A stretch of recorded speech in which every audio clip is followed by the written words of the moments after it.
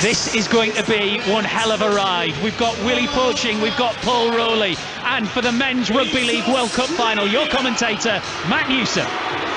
Thank you very much, Steve. A proud occasion here at Old Trafford. They call it the Theatre of Dreams. I don't know whether any Samoan in their wildest dreams, when they were beaten at St James's Park back on the 15th of October, ever envisaged that they would be taking their place at this momentous occasion within World Rugby League. But here they are, Toa Samoa, up against the might of the Kangaroos. We've seen the controlled aggression of the Civetao. Now we will see them take on one of the world heavyweights, Maumaninga's reigning champions. The class of 2022 have been humble and hungry throughout. That will be tested this evening here. Australia against Samoa on 5 Sports Extra and on the World Service around the globe too. Samoa to kick us off then. Joseph Suali'i, who will have his blood pumping through those veins. Every thought swimming around his head. We are ready for kick-off here. Ashley Klein is our referee. He gives us the word. Australia will get first dibs at the ball alongside me. Former England international Paul Rowley, former Samoa international Willie Poaching. Gentlemen, this promises fireworks, and we've already seen some. Yeah, for sure. What a great start, as Paul said. Theatre with the tall Samoa's haka, and that first carry from Regan Campbell-Gillard, running to some ferocious defence, as you'd expect to start the game. And it's Australia working through those early phases, trying to find some front football through Isaiah Yeo, the towering lock forward, who is a ball player at the heart of their side. Looking to punch up through the middle here, almost up to halfway. Last tackle. That tells you something about the ferocity that this Samoa side has played with in defence so far. First kick downfield for Joseph Suali'i, and immediately the fullback, the rubber leg fullback, is into that Australia line and tackled 30 out. Yeah, well, fantastic player he is as well. So we've all highlighted him as a star man for Samoa, but Australia's wall of defence, green and gold, absolute collision time straight away, and stopped dead in his tracks on that occasion. Willie, I sort of picked out a little bit of Hollywood type players in this one, but the two packs have had such a big part to play, aren't they? Setting that platform. It's going to be juggernaut against juggernaut. Massively. For the guys that you spoke about, Suali'i and Tedesco and Cleary and Luai to play, it's got to be on the back of the pack that is most dominant. Luai gets a kick away, towering bomb out towards the Australia line, and Valentine Holm pouches it just outside his own 10. We are well and truly into the arm wrestle here. First couple of minutes at Old Trafford on 5 Sports Extra, and of course on the World Service too. It's all very low risk at the minute, isn't it? They're feeling each other out. It's really all about defence, as we see in Australia just poke his nose through there. Yeah, Liam Martin in that team of the tournament from back row. Here comes Tedesco in midfield, trying to sniff out a chance, sniff out a gap, but Samoa shut the door very quickly that time. Sua and Chanel Harris-Tavita. Munster is wrapped up in midfield too. Not a lot of space being afforded by the Samoa side as Cleary gets his bomb away. Out into that corner. Well taken though by Brian To'o, who's a real threat in backfield if Australia give him the space. And I agree with Paul, no one's giving away too much here. They're not really overplaying their hand. Probably about as expansive as the guys went out to Munster on the left-hand side for the Aussies, trying to pick out a slow middle defender, but just trying to get through their sets, feel their way through the early part of this game. Here on 5 Live Sport. Punched up the middle by Samoa, looking for some space. Harris-Tavita kicks early in the set, looking for backfield. That's a really good kick. He might have a 40-20 on his hands here. Oh, what a desperate attempt to claw that one away. Just about saved by Australia. for those who are not maybe aware of a 40-20, a kick from inside your own 40, pitches inside the opposition 20 and goes out. Suddenly you've got a tap almost on the line, but a desperate attempt from Australia, and they denied Samoa that chance. And one of the concerns coming into this game for Samoa was the hooker position. They've lost Danny Levi, who's had to go home, and then they lost Whaamanu Brown to a head injury last week. So a guy that usually plays in the halves is playing at hooker today, and this is one of the advantages that he has. He's got a kicking game. It's a bad call. The ball's in the line as well. He got a 40-20, then the ball's just shown on replay there. That should have been a Samoan ball and first opportunity to them, but yeah, got the call wrong there, the referee and the touch judge. So Australia given a reprieve as Yeo drops it off to Cameron Munster, who is one of those architects of this Australia side in the halves.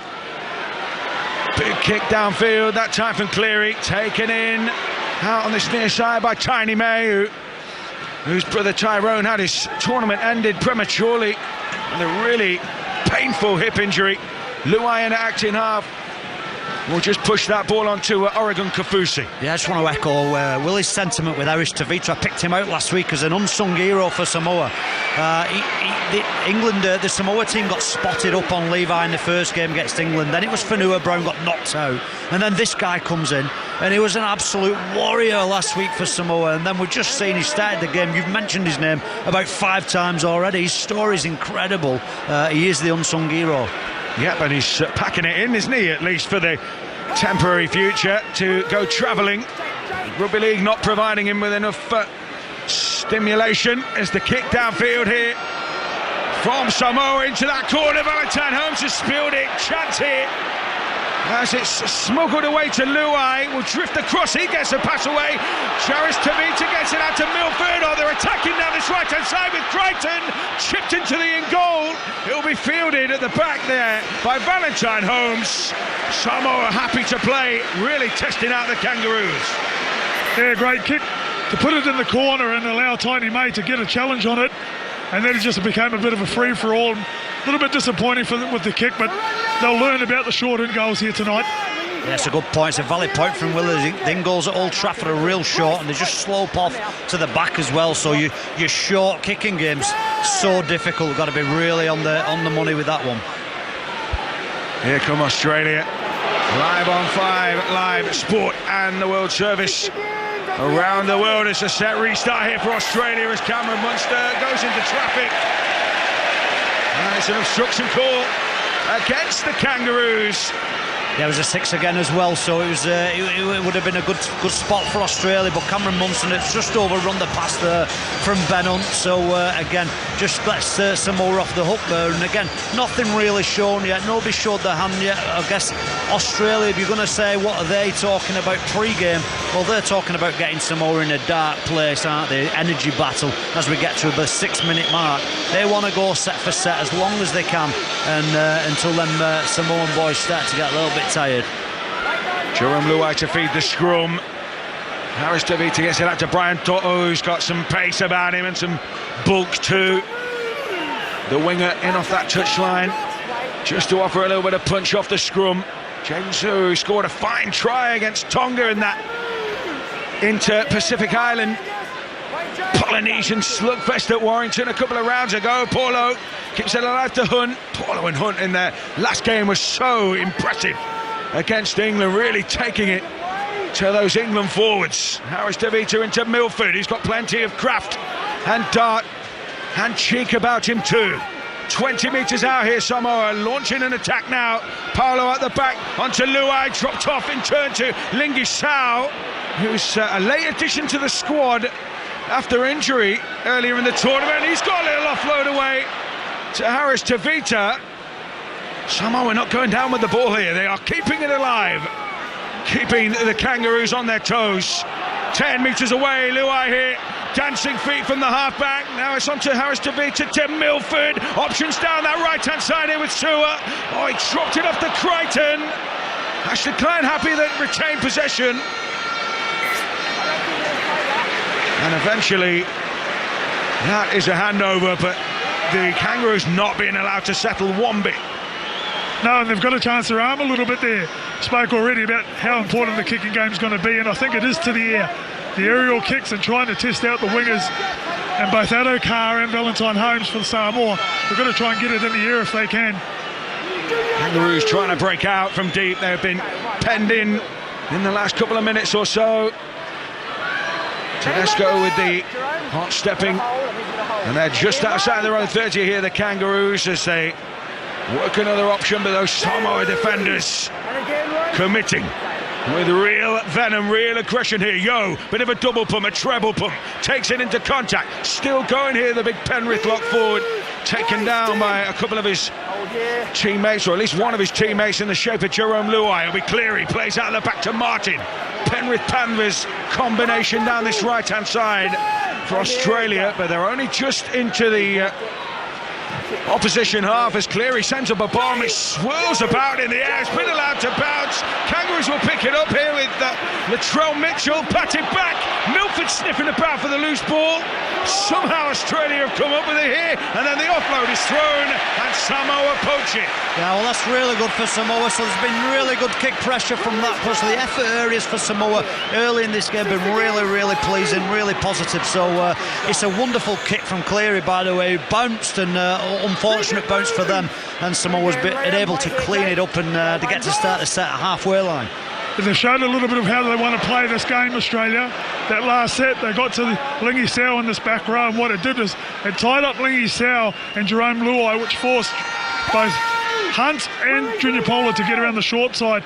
It was just a target for Ben Hunt to get out and try and play on those two middles, just sitting on the short side uncomfortably. Pola with a big drive into the guts of that Australia team. Harris Tavita picks that Sualihi. He opens up the taps here, bit of pace from him. Takes them, bringing down 15 metres away out on that right-hand side. Samoa hit the short side now. Jaden Stewart taking on that defensive line. Tackled just short. 5 metres out here. Samoa in a brilliant position. Options on this open left-hand side now. Luai sends the kick in towards the in goal. He's overcooked that one. He's taken in by Jack Whiten, and they're going to tap it quickly here, the Kangaroos, and they're up and running up to the 20.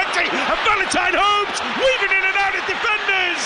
Cover tackle for Sualihi. They still haven't stopped him. Valentine Holmes will be on the 30. That's how you break out your own end. Yeah, it was unbelievable from Australia. They're still on the hit here. There's 20 metres off the Samoa try line, shifting right to left. But yeah, Valentine Holmes, who I think for Australia, he's been fantastic, in particular against Lebanon, and then in the build-up towards this game.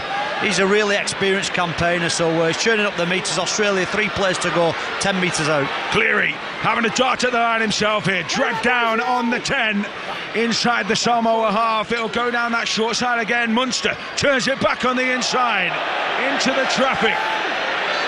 Tackle just inside the 10. On that occasion, it's swung by Hunt out to Cleary, away to this right hand side now with Yo. Straightens things up for Australia. Samoa on red alert. They're scrambling for dear life here. Here comes Whiten, picking his way through the tacklers, just short of the line again.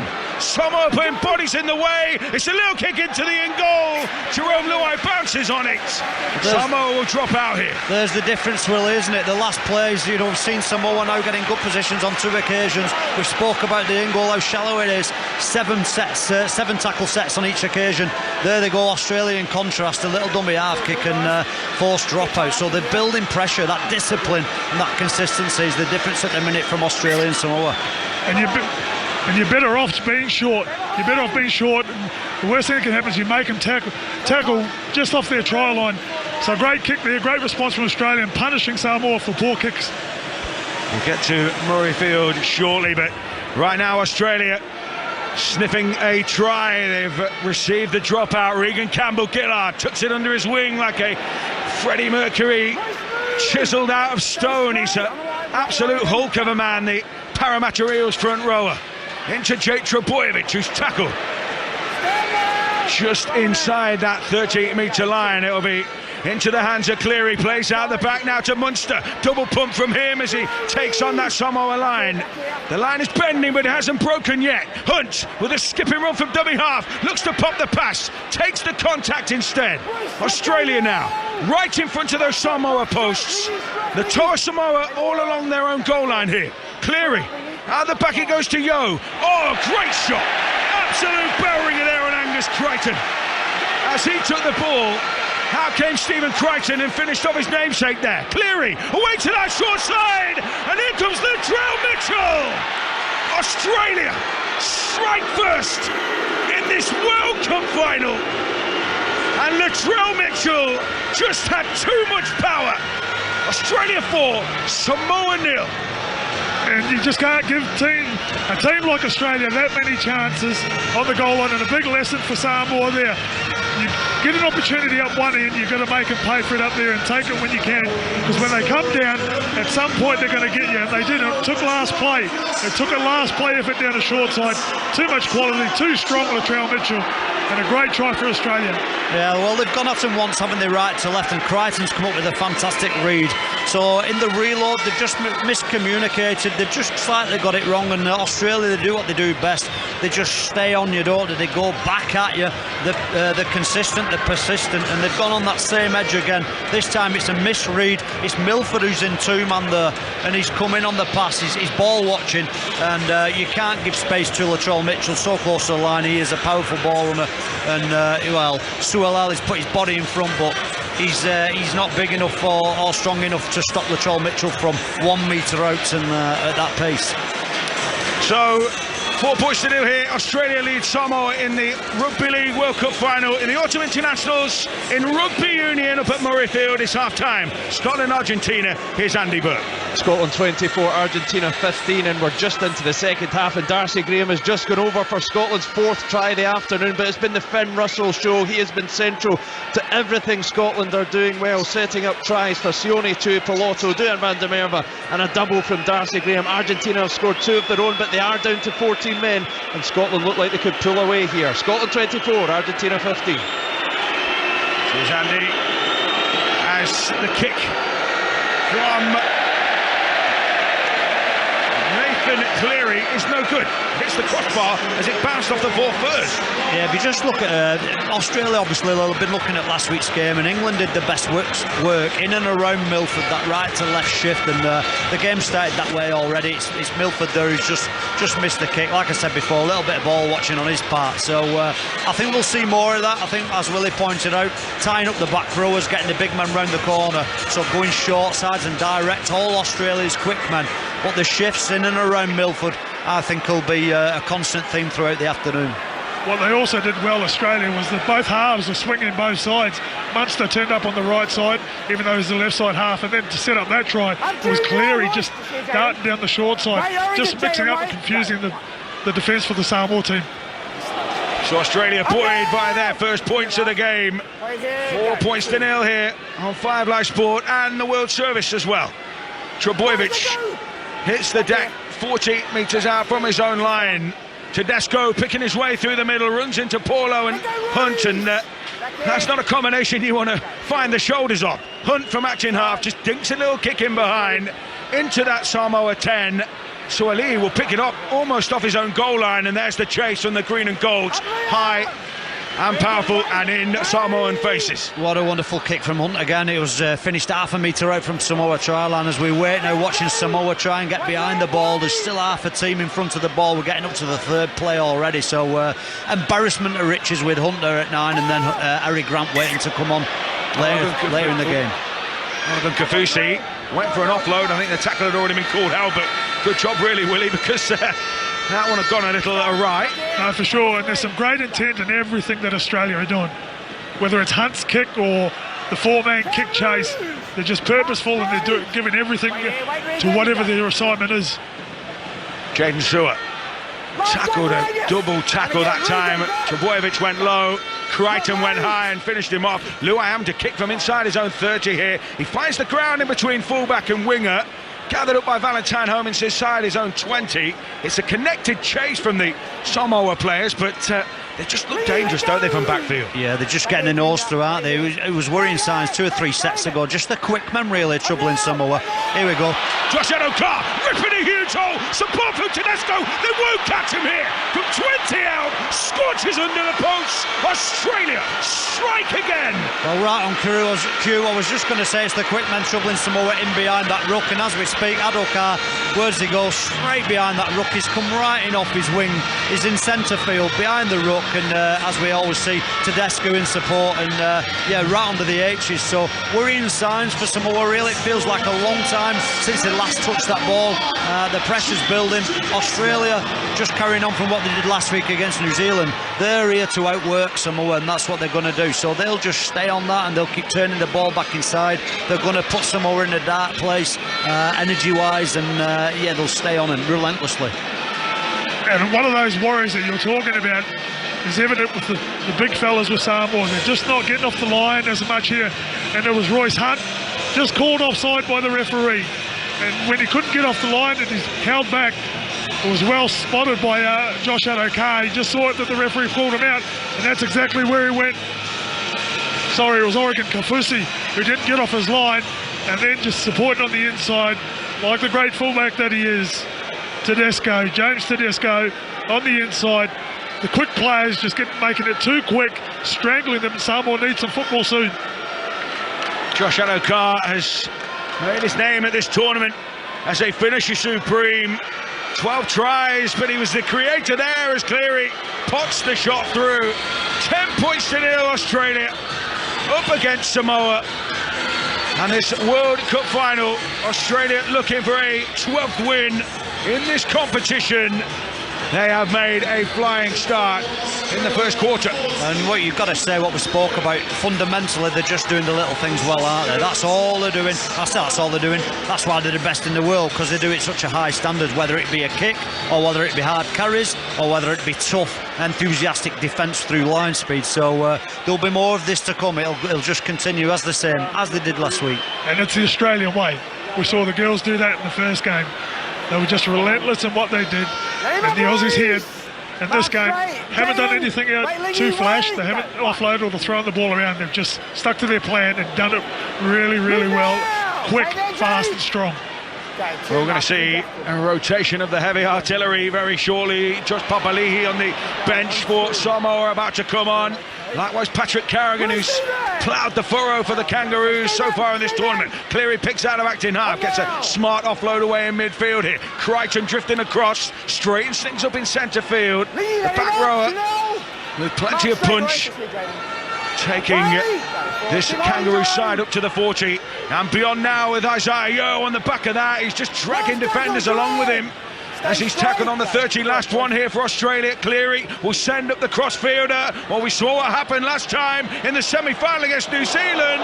Tim Lafai came over the top, didn't take the ball, it squirted loose. Ashley Kine has a few things to fix up here. Well, it's Toto, isn't it? Who's got Brian up? Toto? Yeah, it's Brian Toto over there. So what I would say is concerning for Samoa. They got absolutely rolled them from Australia every set. They started off with a strong carry at Milford. They won the ruck, and that's the thing. The first 3 plays for Australia, Samoa aren't controlling at all. And well, then it's a deck of cards. They're just crumbling. They're giving up 90 metres per set as it stands now. Only 20 minutes into the game, so it's worrying signs. They've got to knuckle down here, Samoa. They've got to win them first 3 plays in particular. For sure, and it is the first 3 because they're not recovering. They're not recovering or trying to get the 4th play back. Hunt from the scrum finds Munster. He runs into a blue wall. He'll have another pick at that line again. And he's tackled 5 metres away left of the post here. Australia have so much shape on this right-hand side. It'll be Hunt who swings the pass back to the 10.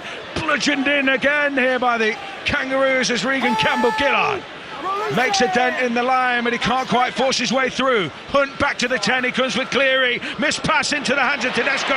Lock-on tackle though. Brilliant work from Tim Lafai.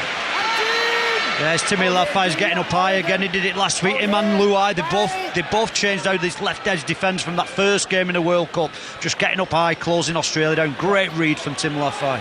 Mate Tapau about to come on for this Samoa team as Australia launch another attack from 10 metres out. It's into the hands of Martin from Munster. The Penrith Panthers back rower stop 5 away. It was an immovable force, but he was halted that time by Lingisau. Back to Cleary, little dink into the Ingwai effects. He's absolutely walloped that. Short in goals. I thought that pitched outside first, and that should be a tap on the 20, is it? Or is it given drop out here? I think it's bounced in play. He's checking it, but I think it's bounced in play. It was just all three of us were going to say that's the first mistake that Australia has made, but they're that good, these guys. They even control a freaky bounce. Yeah, it's absolutely perfect, that wasn't it? What a kick that time from Cleary. I thought he'd overcooked that, but it dipped viciously. Drop out. Samoa have to punch it into the field of play. And now it's trucked in again by Australia on the back of that dropout, and they continue to pound away. Campbell Gillard that time. Trebojevic out the back. Oh, he's smuggled away by Munster. Out towards Josh Adokar. It's a foot race between him and the scrambling Samoa defence, and they somehow come up with the play. Yeah, just seen Toto come in on the jam there, just a little bit too late. If they're going to go, they've got to go together, so they're a little bit disconnected as they go left to right shift now. Left edge doing a much better job for Samoa defensively. That right edge though is looking real vulnerable as Tedesco just gets across that line, beating man after man. Finally gets brought down 10 metres out in front of his own post, Samoa post. Yep, centre field out towards Cleary. Cleary will take it on himself this time, 5 metres out from that Samoa line. They're under real duress here. So pick up from Mitchell. Is that a denial of the scoring opportunity? He's knocked it on in the process of trying to finish that off. Samoa come up with the goods defensively. And it feels like it's been about 5 or 10 minutes since Samoa have had any real ball. And in the time that they've had to defend now, it's people like Tedesco, it's the stepping in and out of tackles and beating 8 or 9 defenders, and then a late offload. It's just draining, really draining to the Samoan defenders on top of the workload they're already having to do. So Samoa scrum, 10 out on their own line. Not quite at Hail Mary stage yet. Quarter of an hour to play. As Harris Tavita just offers that one up off the scrum, but the Kangaroos' defence is full of vim and vigour. On that occasion, Martin and Cleary, it's a Penrith double. And again, the blue wave is sent packing back towards its own line. Tiny May that time trying to bring it off the line. Here comes Brian Toto, and he's up beyond the 20. But they're making slow progress here. Aotearoa Samoa, Josh Papali'i's on, and a World Cup winner with Australia back in 2013. Very much a heritage player these days in his Samoa kit. Suali'i tackled just short of halfway. They've at least made it to halfway as the kick from Luai goes up, and the chase is good here. Lingisau in the eye line of Val Holmes, but he just wriggled clear before Jerome Luai put the shot in around his waist. And that's been their best set for a little while.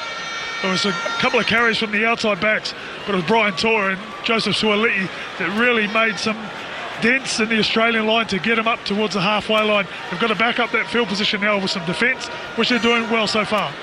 26 minutes of this game gone. It's Australia 10, Samoa 0 on 5 Live Sport and on the World Service. This Rugby League World Cup final for 2021. A kick into the corner, it hits the post pad, or should I say the corner post, and well, that means it's out, and it'll be a 7 tackle set here for Samoa, and a welcome one. Yeah, it was nearly inch perfect, wasn't it? And they went early on that one as well. Interestingly, kicked on tackle 3 for Australia. Again, they're saying to Samoa, you know what, we'll kick you down here and we'll defend and we'll work hard and we'll force that error. So obvious game plan from Australia, and yeah, Samoa now but finding their way back into the game, actually making some metres, and it was a good defensive set, as Willie pointed out last time. They get a bit of luck for once.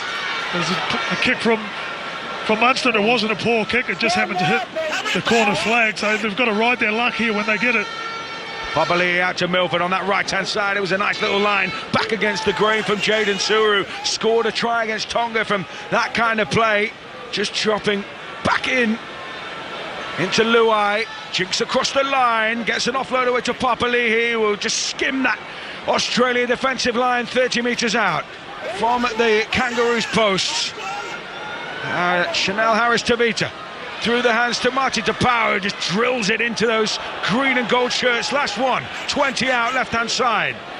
Harris Tavita back to Luai. He's going to make this a contest. He'll put the ball up on that goal line practically. Great take. Oh, Crichton went for the pass. It was knocked down. Samoa will go again here. Papali'i rumbling forward. Reset tackle count here. They are in range, those Toa Samoa, and the crowd lifts with them here. Rattle in by Paolo. Nice offload into the line. Samoa might just have made it over. Ashley Klein is taking a look at this. I think he's held up. But I'm not even sure he's going to the screen, is he? No, he's got the best viewpoint. He's right next to the tackle, so it's pretty clear from where we are, isn't it? He's over the line, but he's on his back. There's people all over him. It's a play the ball. Here we go. Paolo, another offload, a second phase, really hurting Australia at the moment, really giving Samoa a little bit of belief here. Suali'i rocked in the tackle, 10 metres out from those Australian posts. Once again in position here. Papali'i, real battering ram effort from him. Ball of muscle, tackle. Harris Tavita out to Luai on the 10. Now they've got some shame. Oh, Milford's lost it. And it's a crucial tackle on Jack Whiten. And Australia come away with the ball again, 10 points to 0. Well, what have we learned there? We've learned that if Samoa are willing to bend their back and defend tough, then they'll get in the right positions, and that's when they're at the best, when the three spine players are running at Australia, worry Australia dramatically, and then the offloads start to come in, which the Samoa have been better than any other team in this competition, through Lafai, through Papali'i, people like that. So that's when Samoa are at their best. So there's a lot in this team in Samoa. There's a lot of play, a lot of footy in this team. And no coincidence, their best passage of play came on the back of a good kick. A good kick to the corner, challenging Adokar. Suali'i getting up, and they get the ball back, get another set. And that's a bit of a key for them. Munster causing havoc with a weaving run. He's tackled just shy of the 20 inside the Samoa half. Cleary down this right-hand side, delays his pass. Oh, rocked in the tackle by Tapau. Bent his back and stopped him in his tracks. Last one here. Picked up by Harry Grant, goes for a short ball to Martin, and Liam Martin, I think, has plunged in for the Kangaroos, but Ashley Klein is going to dot the I's and cross the T's. He's going to send this one up to Chris Kendall, the video referee, and gents, he's gone for no try on field, I think. I think it is a try, I'll be honest. I think what Australia have done good all throughout this game, they've put numbers short side every time. Everybody's live, everybody's in play, nobody's behind the ruck having a minute off. And on that time, it's Tapau who doesn't find his feet at marker. He's been left on the floor a couple of times. And Harry Grant, as I said, he's in there at that dummy half position. He's a running threat himself, so he attracts defenders, but he's got the pass away, squalls in my opinion, in the corner. I think this try will be given, but we'll wait and see for the replay. And everybody was admiring and cheering Marty Tapau's tackle on Nathan Cleary, and it was theatrical. He got under his ribs and he drove it backwards, but then he had to get a win on the tackle to get to marker, and it made it too quick. We're going to hear from Chris Kendall here. Keep going back. Oh, just make sure that. Okay, his right arm, he's on the ball. It's still on the ball. The ball is grounded. I'm happy I've viewed all available angles and I've made my decision. So Liam Martin looks like he might just chalked up some more points. The try is confirmed. The Kangaroos strike again.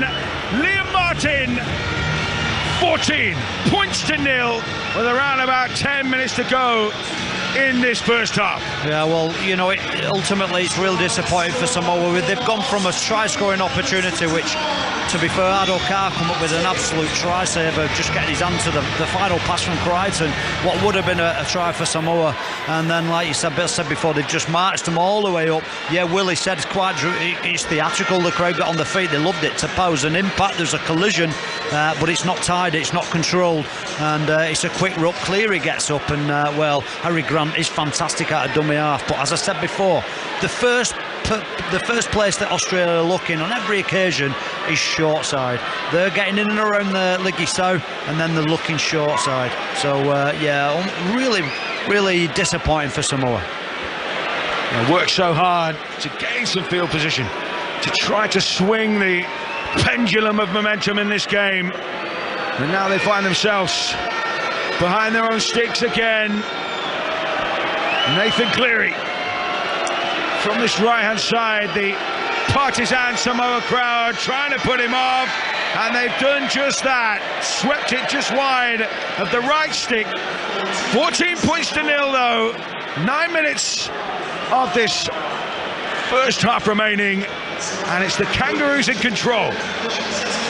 So it's 14 points to nil here in League One in the EFL this afternoon. It's Burton against Plymouth, the latest from Chris Coles.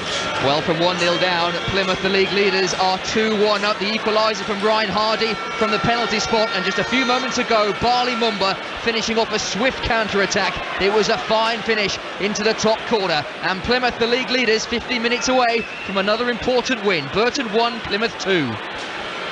Good news for one team in green. Good news here for another. Australia in front. At the side in the ascendancy here at the moment. We will go to Murrayfield shortly. Australia though, looking menacing on the back of points as they edge almost up to halfway now with Yo, who really attracts defenders. He draws in those trying to bring him down. He's an awkward running threat. He's got that ball skill as well, the throwback of a back rower. As the attack from Murray down that short left-hand side, they're into the opposition half here. It will all be about this last tackle play from the Kangaroos. Cleary sends up the kick. Underneath this one, Brian Toto on that far side. It's pounced nicely. Australia 14, Samoa 0 in the Autumn Internationals Rugby Union. Scotland against Argentina, the latest from Andy Bird. Scotland 31, Argentina 22. The Pumas' discipline has collapsed to the point that they are down to 12 players, 1 red card, 2 yellows, but unbelievably in that period with 12 they scored a brilliant try through Emiliano Boffelli, but Scotland have reasserted themselves with another try from Sione Tuipulotu, and they should make this numerical advantage count now. Scotland 31, Argentina 22. Michael Checker might think he's back at the Rugby League World Cup, the Lebanon and Argentina boss, juggling both codes as Lebanon side beaten by the Kangaroos en route to this final, of course, and his Pumas team not enjoying life up at Murrayfield this afternoon. Samoa though, last tackle here, will look to clear their lines to Luai. No, they're going to run it here. Out to Lafai. Oh, smuggles the pass away. Racing down that touchline is Tiny May. Support from Luai. Oh, he tries to pop the pass and it goes to touch. Samoa have the chance, their arm, gents, and they just did there. Yeah, great short side play. Nice cutout ball from Jerome Luai down to Tim Lafai. And it was the winger, spotting that the winger, Valentine Holmes, had already sit back to sit on the kick. And Tiny May, great show of pace down the short side. Just couldn't quite get enough support, and as soon as he passed it back inside to Jerome Luai, they were just on him straight away. But nice patches of play out of a set that was almost troubling for Samoa. They weren't making meters, and one of the consistent differences so far is the defensive side of it. Australia are able to commit three strong defenders every single time and driving Samoa back, whereas Australia, when they're playing the ball, they're doing it almost on their terms. Whiten wins it, quick rook that time.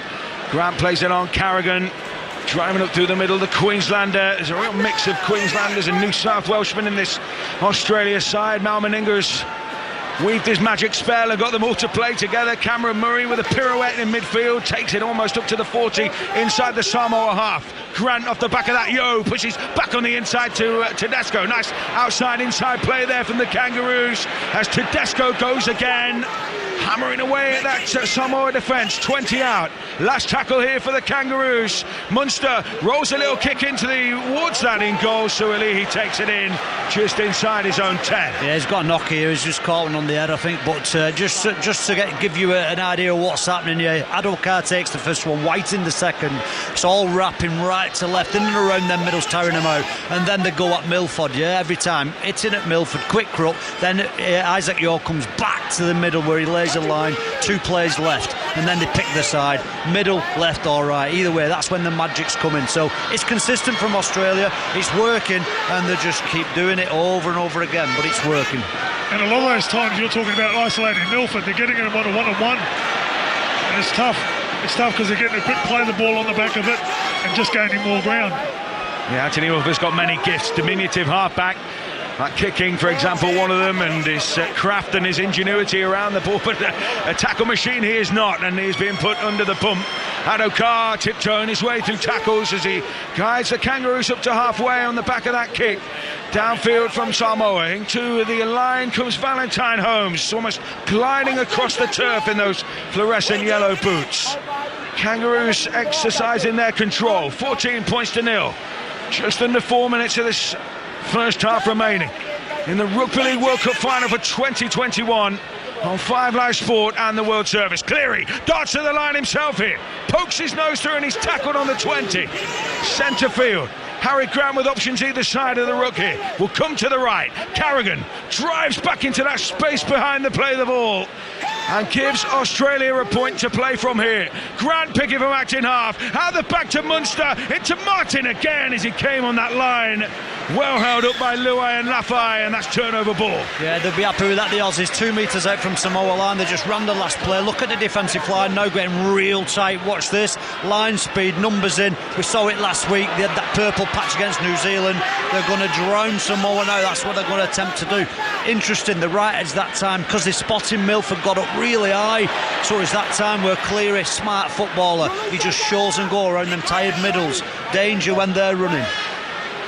And all the energy is with Australia. There isn't a lot of hands going up for the Samoa team to carry here. And if I come up with an error, it's Brian Tor. Yeah, Brian Tor. You can almost see the energy sap from him as he got back to his feet there. It's been a tireless cause at the moment from the Samoa players, but they have been drained by the defensive work that they have had to do, and the Kangaroos are going to take the scrum across to that far side. That's a signal of intent, isn't it? We're going to just hammer you on that edge. Absolutely. The body language of Samoa is not great. There's obviously a few people still walking tall, but there's a few who's looking tired, shoulders down, looking for answers. But the answers are defend hard. You've got to defend hard to just change the tune here.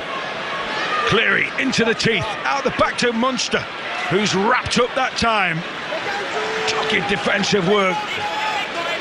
Came hunting and didn't miss. Now taken in by Tedesco, drifts a little pass out towards Martin, popped up to Whiten, who comes back on an arc towards the middle, and then punches back towards that right-hand side again, looking for where the space is, looking for where somebody might just have clocked off here. Grant back to Cleary, again out the back to Yo, all the shape across to that left-hand side. There might work an overlap here. Mitchell trying to get on the outside shoulder. In the end, it's a good wrap-up that time from Samoa. Just outside the Toa Samoa 10, the Kangaroos have it again. Cleary plays at the line to Yo, puts the brakes on and has to take the surrender tackle. Centre field 10 away. Still tackles left in the bank here for the Kangaroos. 14 points to 0 up here. Tedesco, little bit of a step from him. This is the last one. Almost under the shadow of the post. It'll be Grant. Drifts one way, whips back to the other, pops a pass, and there's Jerome Luai to poach it for Samoa. And a bit better movement defensively. And it had to. They had a couple of people who were out of position, but they saw the threats. And Australia been driven back behind their own line. That is defensive intent, isn't it?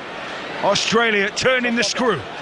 And that is deflating. That is deflating, that when you do get the ball, that you turn it over on the opposition's terms. And they could be saved by the clock here. There's only 20 seconds to go. Yeah, the clock. That's been stopped. No, it's not actually. It's still ticking down. The hooter was sound, I think, before Jerome Luai can get this kick away. Jerome Luai opts to take his side into the sheds. No more punishment in this first half for Toa Samoa. Australia, the reigning champions, looking for a 12th crown. 40 minutes up. They're in the driving seat. Half-time. Australia 14, Samoa 0.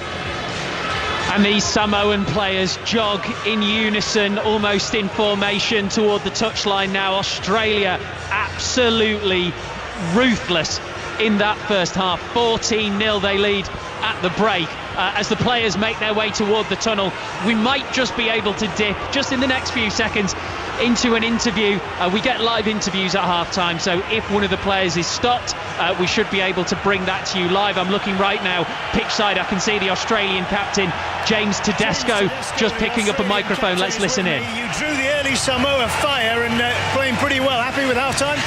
Yeah, pretty happy. I think a bit clunky in good ball there. We spent some time down there, but just couldn't get some clean ball. But it's a tough game tomorrow. Come out firing, so pretty pleased with the score at the moment. Thanks, James. Thank you. Stephen Crichton is with us as well, the Samoa centre. Stephen, the gap is only 14 points, but do you see a way back into this game? Yeah, 100%. I think we're just making it a bit hard for ourselves.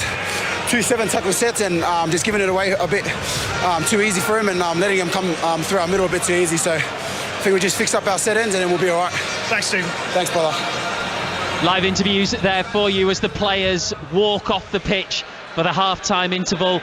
Paul Rowley, I used the word ruthless there. Australia, they just seem to take every chance. Yeah, absolutely. And what they aren't is they aren't stressed. Samoa aren't stressing Australia at all. They've had some moments in the game. They've had a couple of good moments in the game where, you might think if they get that try, Adokar doesn't get a hand to it, well, they're on the board and it gets a little bit interesting because they feed from that. However, you've got to say, if there's 40 minutes and a half, I would say 36 of them have been totally dominated by Australia. And you know what? I think Samoa would be quite happy at 14 points because this could have been 22, 24 points. It's such the Australia dominance. You're right, the word is ruthless, and it's probably the best one to describe this first half from Australia. Willie, they were ruthless, but they were also cool because those first couple of minutes, Samoa started really well. They looked like they had Australia briefly on the back foot, but it was almost like Australia knew. Yeah, and they just went back to what they do best and just wore the opposition down and just prepared to stay in the grind, stayed in the grind longer than the opposition did. And as you said, they responded to the early onslaught that Samoa gave them, but they were never fazed by it. In the 4 minutes or so that Paul's talking about that Samoa have had a bit go their way, they don't panic, they just don't get flustered. As soon as they either get the turnover or get the ball back in their hands, they're back to business, going at the right people, going at their spots, executing their game plan, and then before you know it, they're back down the other end asking a question to score a try. So yeah, I agree with Paul. I say we, but Samoa are pretty lucky that it's not 22, 24 or even more than that, it's only 14. Yeah, I imagine that's what Matt Parrish, the Samoan head coach, is saying in the dressing room. Right now, we could be out of this, but we are not quite. Australia 14, Samoa 0, half-time here in the Men's Rugby League World Cup final. Already today, Australia have won the women's final. Is it going to be double glory for the Aussies? We'll take you around all the football and the best of the other live sport going on this afternoon after the news with Matthew Bunn. Take the World Cup with you. Qatar 2022. On BBC Sounds. This is BBC Radio 5 Live. The head of FIFA has insisted the World Cup is bringing positive change to Qatar and has hit back at critics of the host country.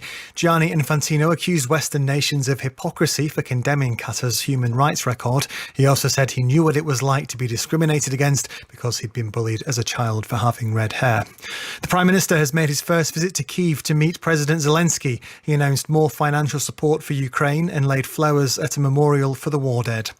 The head of a housing association which rented a flat to the family of a toddler who died from exposure to mould has been sacked. Rochdale Boroughwide Housing said Gareth Swarbrick would no longer remain as chief executive. Awab Ishak, who was 2, died in December 2020 from a condition caused by exposure to the mould.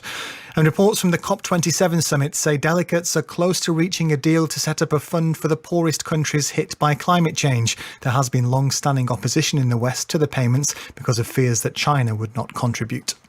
For 7 decades, thousands of songs have soundtracked the lives of generations of us. But there's only ever been one official countdown, marking the 70th birthday of the UK's official singles chart. We're playing the most streamed number ones from 1952 to 2022. That's 7 playlists bursting with hits, compiled by the official charts company exclusively for BBC Sounds. The UK's official most streamed songs. To listen, open BBC Sounds, tap music, and play most streamed chart. This is 5 Live Sport with Steve Crossman. A big light show going on here inside Old Trafford. We've been here since noon, and now the darkness has just engulfed Manchester, and the lights beam down on Australia, who've been dominant so far in the Men's Rugby League World Cup final. Let's check in at the UK Snooker Championship with Jamie Broughton. And the Chinese superstar Ding Junhui is through to the final here. The three-time champion beat Tom Ford by 6 frames to 3. Ding was 5-0 up at one stage without having to play that well, as Ford failed to take the numerous chances he had early on. The Leicester player then started to find some form, winning 3 frames in a row, but it was too little too late, and Ding eventually wrapped up victory. He now plays the winner of tonight's semi-final between Mark Hamill and Jack Lazowski. That begins at 7 o'clock. Well, I can tell you, the Georgia players today have not had to look far to search for the hero inside themselves. They have been absolutely fantastic. Rugby Union, they have beaten Wales by 13 points to 12. Let's join Gareth Rhys-Owens, who was watching for BBC Wales. I mean, painful viewing, clearly, for Wales, but a famous victory for Georgia. Absolutely shocking for Wales, but take nothing away from Georgia. They were smart, hugely powerful scrums, stayed in the arm wrestle, and like a true underdog, they knew that if they stayed in the game, a victory was always a possibility. The scrum obliterated Wales. It led to a late penalty for Georgia. They won it with 2 minutes to go, and it's a seismic result for them.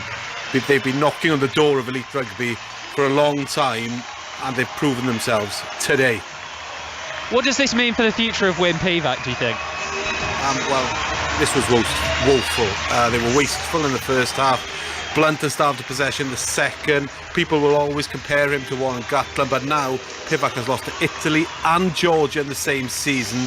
He'll know that they're both results are sackable offences in some quarters. This is a dark day for Welsh rugby. Many remember defeats in the 80s and the 90s to Romania, Samoa and Canada, and this is very similar. He's under severe pressure. Gareth, thank you very much. The cheers you can hear in the background are for Kevin Sinfield, who has just entered the pitch here at Old Trafford and is walking toward the centre circle. He has completed his 7th huge run in 7 days in aid of motor neurone disease sufferers. Of course, as we will all know, he is a great friend of Rob Burrow, and he has been given a warm reception here inside Old Trafford. Congratulations, Kevin. Another absolutely humongous effort on his part. We've got so much rugby going on this afternoon. What about Scotland, Argentina in the Autumn International? Andy Burke's been watching. 67th minute, Scotland 31, Argentina 22, but Scotland are making a real meal of this situation. They are 2 men up. Argentina are down to 13 men. They did spend a period down to 12 men, but unbelievably during that period it was the Pumas who crossed through Emiliano Boffelli. Scotland hit back through Sione Tuipulotu to establish that 9-point lead, but they are not playing smart rugby, not making this numerical advantage count at all. And a little bit of panic around the Murrayfield crowd at the moment, but the next score is crucial. Scotland do lead 31-22. We are coming just toward the end of the games in the EFL this afternoon and up in Scotland as well. So let's check in, shall we, on the match that we've been covering in League One, which is Burton Plymouth Argyle. Chris Coles. Yeah, 3 minutes of stoppage time to play here, Steve. Plymouth closing in on a win, which would maintain their 4-point lead at the top of League One. They're 2-1 up. Second half goals from Ryan Hardy and Barley Mumba after Burton led at the break. Plymouth really showing some of the ruthlessness Australia have with you at Old Trafford, scoring with really their only 2 clear-cut chances created. Stephen Schumacher, the manager, credit to him. He brought on Niall Ennis and Ryan Hardy. The former won a penalty, the latter converted, and then Ennis heavily involved in what looks like the winner. His pass, Mumba's incisive finish into the top corner. Burton, they're huffing and puffing, but they don't look like finding an equaliser, and if they don't, they're dropping to the bottom of the league, and 7 points from safety. Burton 1, Plymouth 2, and we have 2 minutes of stoppage time to play. And we'll bring you all the full-time scores right around the UK once those full-time whistles go. Let's get a bit more reaction to Australia women's victory in the first of the Rugby League World Cup finals this afternoon. Here's their coach, Brad Donald. That is 2 World Cup wins in a row for you. What is the secret? just having great people around us, making sure that we continue the legacy of this jersey and making sure we do the best thing for the women's game, and just understanding what the jersey means. That was a ripping good effort, and we've had a fantastic tournament and really happy. You took charge of this Australia side back at the end of 2016. You haven't lost a game. How? Oh, look, I think it's just the hard work and commitment that myself and others have been able to put in. The NRL's got a lot to... there's been a lot of help. You know, we work for the NRL back in Australia, and, you know, we've been allowed to get out and make sure we put great pathways together for our females and our state leagues, and our NRLW clubs, which have all come on board since the last World Cup, have all contributed, and they all understand how magic the women's game is. So to be standing here in front of all of these people, it's a real pinch me moment just for the girls. You know, this wouldn't have happened 4, 5, 6 years ago, and for it to happen now, I can only imagine what the future holds for the women's game. When you look at what your team have achieved over the last few years, I mean, how do you measure success? Yeah, it's about what happens off the field. You know, like, yes, the results come, but the fact that they've been able to inspire a generation of players to play NRLW. We're going to see 10 teams in the NRLW down there. Hopefully we see the expansion up here in the Northern Hemisphere as well, and lots of little girls are watching on, want to play rugby league. That's what success means to our girls. It's the responsibility that was passed on to us, and that's what we'll continue to do. Yeah, incredible achievement, another victory for Australia. Let's just check back in with our commentator, Matt Newsom, who's with us here inside Old Trafford. Matt, just watching Kevin Sinfield there come out to the centre circle, and he did an interview for the BBC. That was a lovely moment. Oh yeah, absolutely. 7 ultramarathons in 7 days in support of the battle against motor neurone disease, and obviously Rob Burrow is his kind of long-term teammate internationally with Great Britain and England, and of course at Leeds Rhinos on this ground they had so many wonderful moments over the years in grand finals, but also on the route that they've stopped off in places that meant an awful lot to Dottie Weir, who's also been kind of brought down by this horrible disease and this horrible illness, and likewise Stephen Darby, they stopped off in Bradford, which is one of his clubs, and he's another sportsman who has cruelly been afflicted with motor neurone disease. So Kevin Sinfield coming out to the middle. You've got Heather Small banging out one of those massive people hits with really kind of inspirational message. Yeah, just a wonderful moment, and a hugely deserved moment for Kevin Sinfield, because he has put his body through some absolute challenges. Well said, Matt. Thank you very much. Let's go back to the rugby that's going on this afternoon elsewhere. We've got England, New Zealand getting underway at 5:30. Chris Jones. Nightfall at Twickenham, Steve, as the players go through their warm-ups. Half an hour away to the big one. England against New Zealand, always special, but under the lights here at Twickenham, it's got that extra intensity, especially given the fact these two teams have only met twice over the course of the last 8 years. Is revenge in the air for the All Blacks after that humbling in Yokohama in the World Cup semi-final 3 years ago? Or can England produce the kind of performance they've not pulled out the bag in ages? Just over half an hour to go. Let's see if I can rattle through a few full-time scores. Not all the games are finished, but it's Exeter 0, Ipswich 2 was an early kick-off. They're still playing. Barnsley 3, MK Dons 1, and Bristol Rovers 1, Peterborough United 0. It's finished Burton 2, Plymouth 2, so Ipswich make a little bit of ground at the league leaders Plymouth. Cambridge United 0, Accrington Stanley 1 is a full-time score. Cheltenham 1, Wickham 0. They're still playing. Fleetwood 1, Bolton 2. It's Lincoln 2, Morecambe 1. Oxford 1, Forest Green 1 is a later score.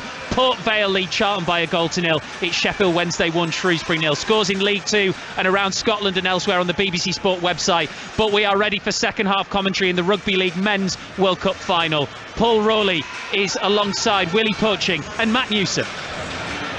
Steve, Australia just waiting for the go ahead. The nod from Ashley Klein as James Tedesco pumps the ball downfield. It's a 14-point lead for the Kangaroos. Samoa will get first dibs of the ball in the second half. Willie Poaching, former Samoa international, and Paul Rowley, ex-England hooker, alongside me for this one, of course. What do you think would have been said in the sheds at half-time? Yeah, I think Matt Parrish will be just harping to his team just about their tackle efficiency and how they should be able to try and commit more numbers and get some control of the Australian attack. I think Melbourne Eagle will be pretty happy with how they're going. I think it'll be pretty simple. Just keep doing what you're doing. Just here, Harry, wait. So Samoa looking to launch something. Oh, Stephen Crichton has fumbled the pass from action half that time from Anthony Milford. And Australia will get the ball back here, not the start that Samoa were looking for in this second half. And again, they're going to take the scrum out on this left-hand side. I mean, these days you can pick, can't you? Centre or either edge, and they've gone to this left-hand side again. Yeah, absolutely. And just to echo what Willie said, though, I think Mal Meninga and the coaching staff, I think Australia are a reflection of the staff. You know, Mal, Michael Hagan, Adrian Lamb, calm, cool, collected. They're all chilled, they're all controlled, but they build everything on hard work, don't they? And there's a fella on the bench there, another part of their coaching staff, a former legend, Trevor Gilmister. Yeah. The Axe. They're defending the way he defended. Tenaciously, they cut the Samoan ball carriers in half, just like he did.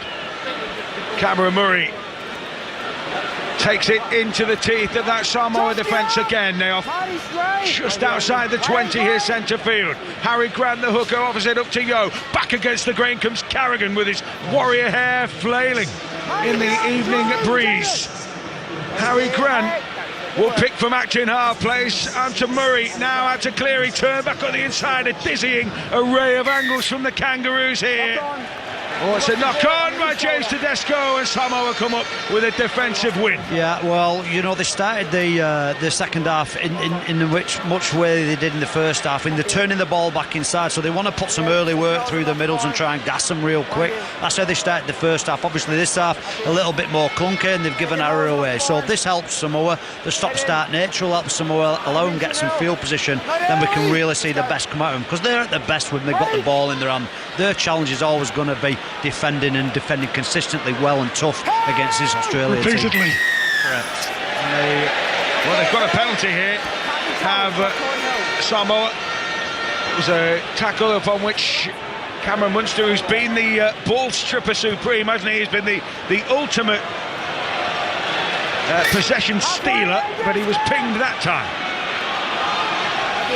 And much needed that penalty. It gives Samoa some easy field position after starting the half poorly, making a poor error. And they need to get a completion out of this set.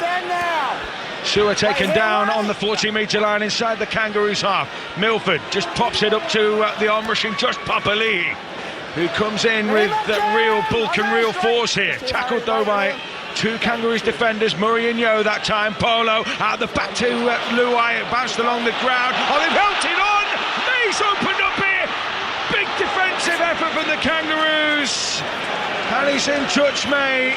When it just for a moment it looked as though he had the gas there. Yeah, it was a great ball from Tim Laffey under some tremendous pressure. Just put his winger away there, May into some space. But as they've done now, I think that's the third occasion they've looked like try-scoring opportunities, but he's ended up with either in touch or a knock-on or a handover on last play. The difference between them and Australia, they're happy to just turn it over. They don't take the risk, and then they get the appetite and defend on the back of it. He's been great, Tim Laffey. He's had a couple of defensive reads that he's had to come up with the results.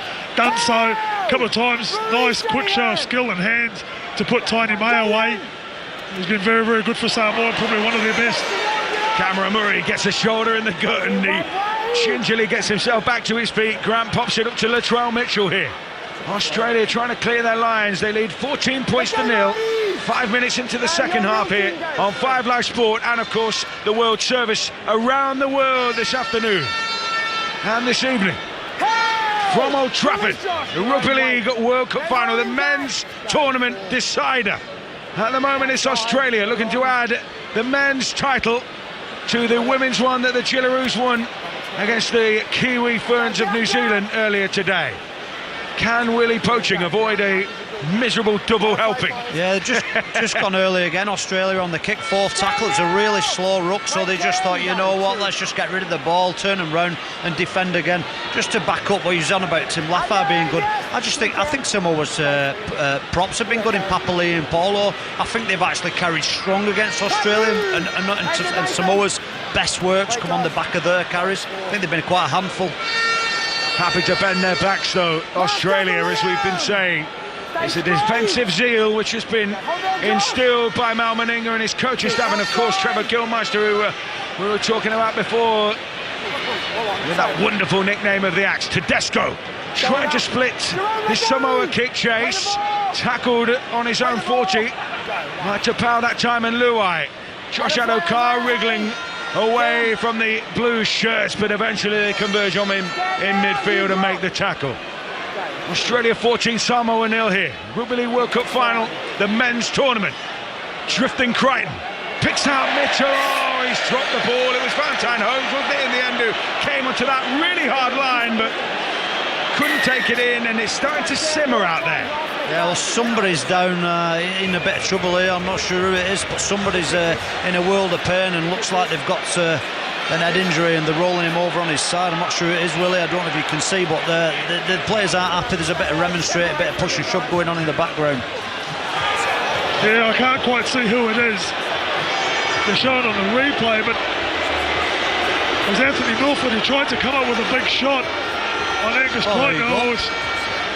There's an elbow from Crichton to Chanel Harris-Tavita, isn't it? Yeah. The very last effort. It doesn't look much on the replay in terms of overly aggressive, but ultimately you would say he's protecting himself. He's lifted his elbow. There's a couple of things. It's where he's hit it with his elbow, and I think it was after the whistle. Yeah, 100% after the whistle.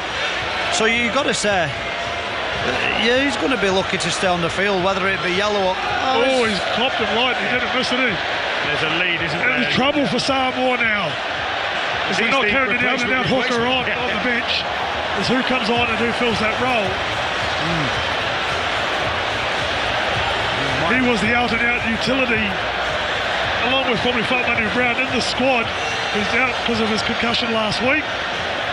The question is, who fills that role? Is it Spencer Lanier that goes into hooker and plays a little bit of dummy half? Yeah, or do they play with one pivot and just, maybe put Milford in there doing servicing from dummy half, getting Luai flipping both sides with Sualihi. Yeah, because normally a lot of teams will use their fullback if this is a situation to jump into that dummy half role. But when your fullback's 6'4", 6'5", he's not going to be wanting to bend down as often as most others would. No, he's a big unit, isn't he? Meanwhile, we're in Mexican wave territory here at Old Trafford. I'm not saying that the fans have lost interest in this absorbing encounter. Only 14 points to 0, but while Chanel Harris-Tavita receives treatment, they've certainly broken out into almost a celebratory mode. He's going to go here. They're going to get a card here, Australia. This is a big opportunity. Whilst disruptive for Samoa in terms of personnel, if they can get it right, they're going to get an opportunity. Maybe put Milford there, like I said, get the two spine players flipping in Suhali and Luai, who's coming to the sideline now just for a bit more of an in-depth chat, making sure he's getting things right as they look to bring it on the substitution. Yeah, Spencer Linia, who Willie pointed out, might well be the one who got the nod. So Chanel Harris-Tavita is at least back up on his feet. Yeah, he's being helped off though, isn't he? Yeah, he looks rough. He looks pale. He looks dazed. He looks pale. He looks dazed. He looks bow-legged. Yeah, he does. It's a shame. It's a shame of his World Cup ends here. So he's gone for 10 minutes. And he's been put on report as well. So it could be. Well, that means nothing, does it? Put it on report. It's the last game. So, but yeah, he's getting 10 anyway. So. This is an opportunity. Samoa really need to get some points now within this 10 minutes. And like I say, they're going to have to throw some mileage in now. Jerome Luai anyway. This is where he needs to come alive. He needs to start running. Australia, if they've had anything that's frail in their D, it's when people like Dewey, Lebanon, when Lebanon played against them, Dewey ran at them and shoveled them. They sit on the reels. One-up's no good against Australia. They're too good. Tapau will try to set a platform at 3, take him back towards that 30-metre line. It'll be Milford who steps into acting half here. Linney, who's fresh, comes on and takes a hit up, and he takes Samoa inside the Australian 20 centre field here. 14 points to 0, Samoa trail. They're looking to put the Kangaroos under some duress here. Milford drops it back off the Papali'i. It opened up for a second, and then it closed very quickly. Grant that time at Tedesco. Milford plays off at the back of that. Luai across, out to Crichton.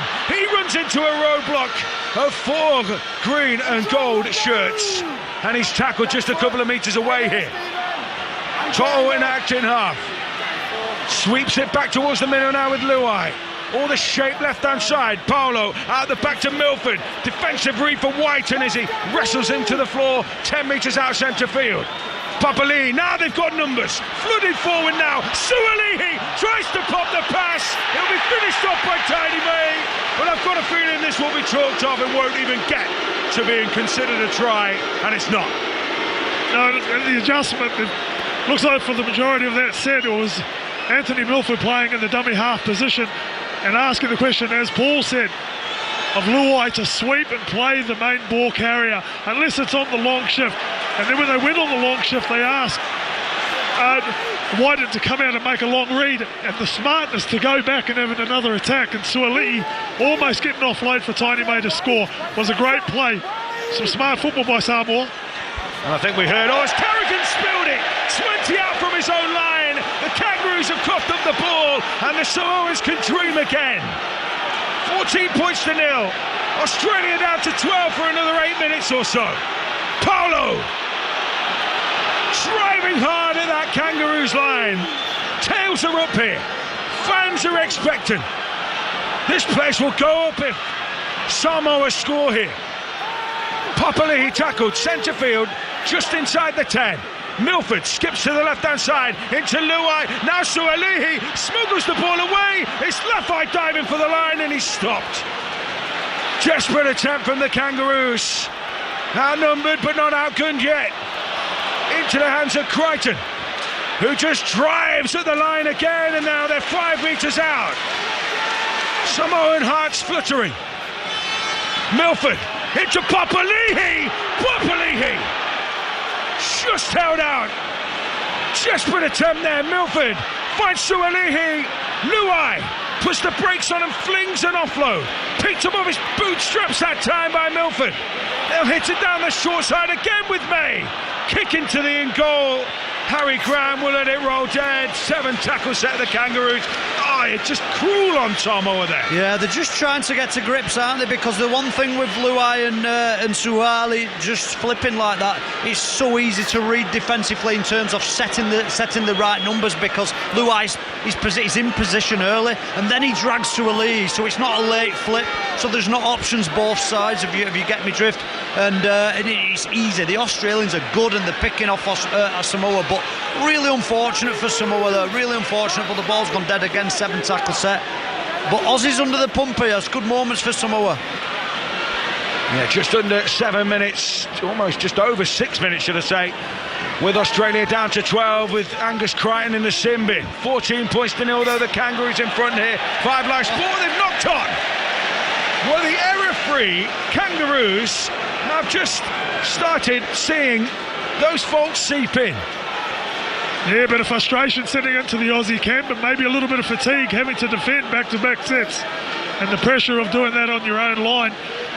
And just go back to the last set, a couple of moments there, a couple of plays where it looked like they were ad-libbing things a little bit of Samoa. I know it's difficult with just the one sole controlling halfback, but I think they can control things a little bit better.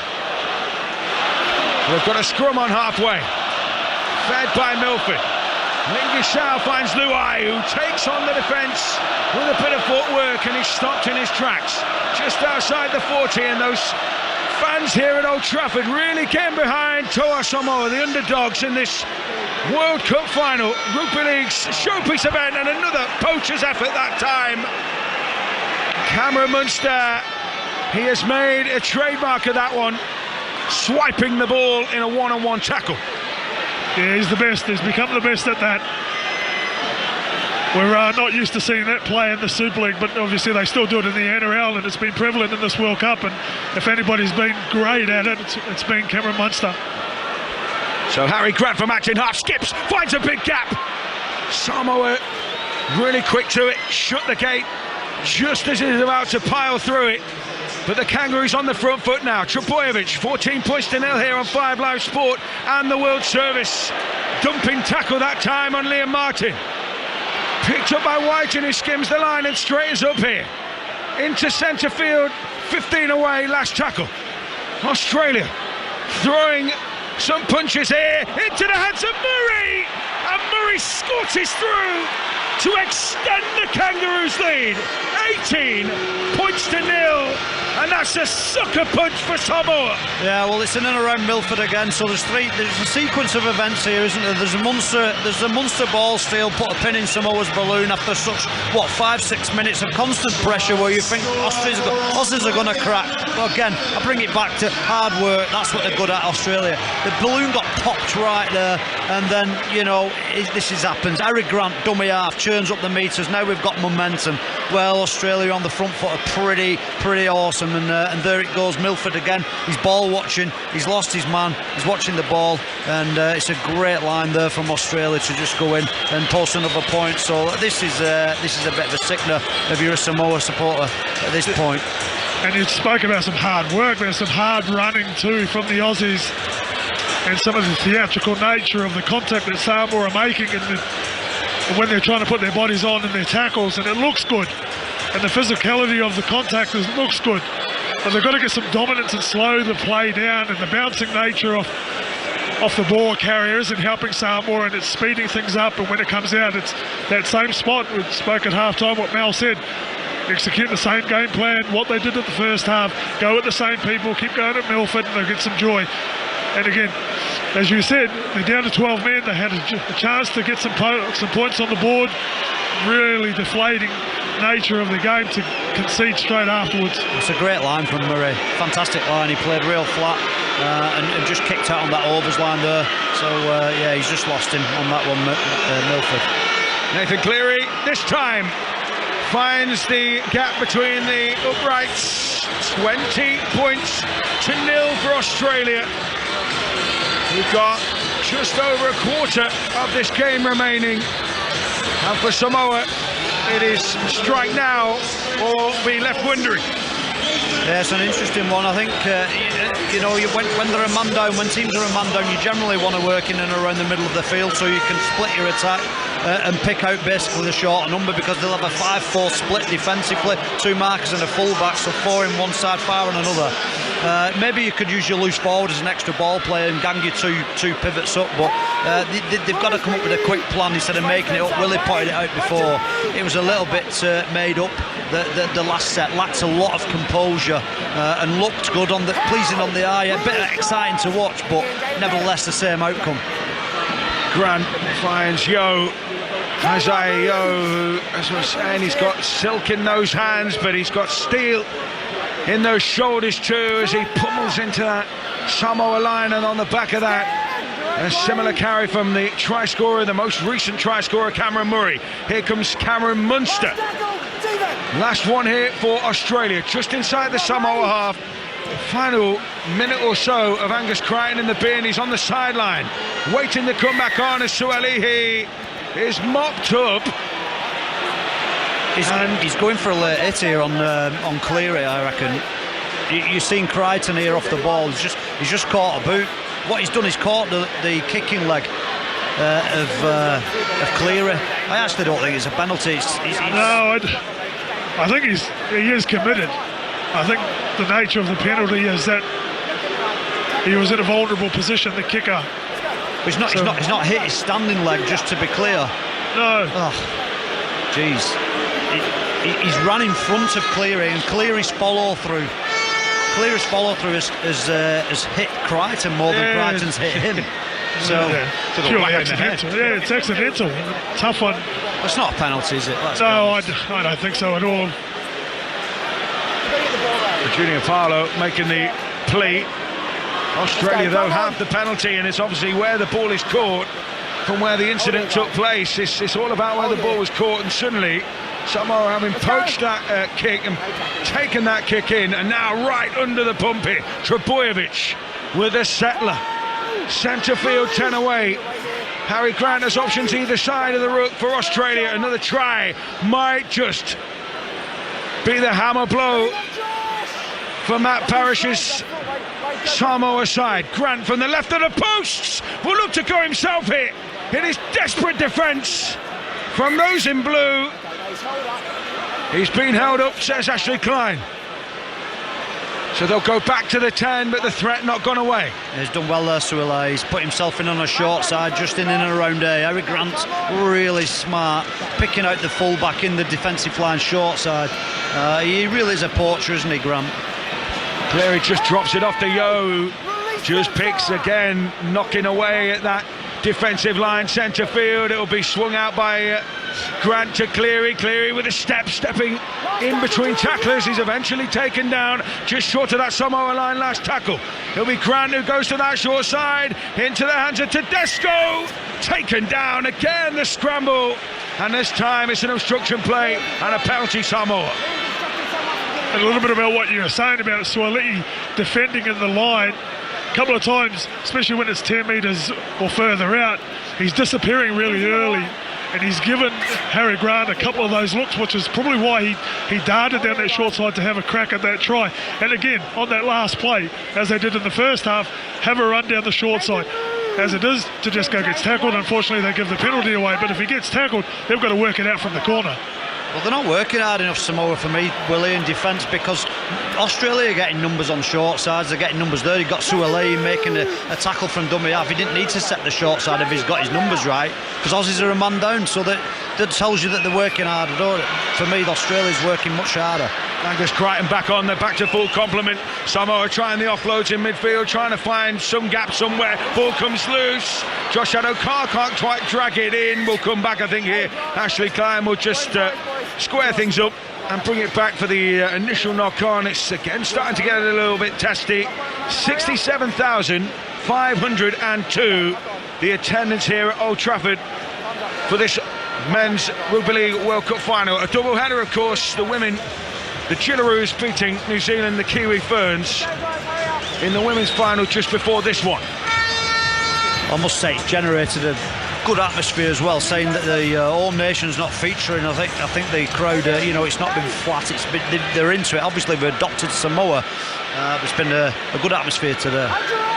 Yeah, fantastic. A little bit worried 10-15 minutes before kickoff, but they all hurried through the turnstiles and they filled out the stadium. It's always great to see Old Trafford with a fantastic crowd. Yeah, a special night, a theatre of dreams. Whose nightmare will it be? Whose dream at the moment? It's definitely a Samoa nightmare. Oh, here comes Addo-Carr, racing on the edge, dinks a little kick in behind. Angus Crichton! Did he ground the ball cleanly? Well, Ashley Klein, I think, is a little unsure. I don't know whether he thought he was offside as well. I think, looking at the replay briefly, it looks as though he is onside, but Ashley Klein has sent this one upstairs to the video referee.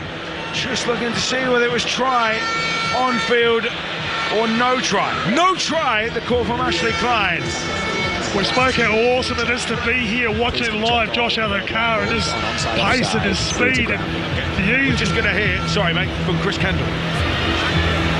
Players must have both feet behind the ball to be classed as onside. Pause the ball on the foot. Yeah, all players are onside. If we can go to the grounded, please.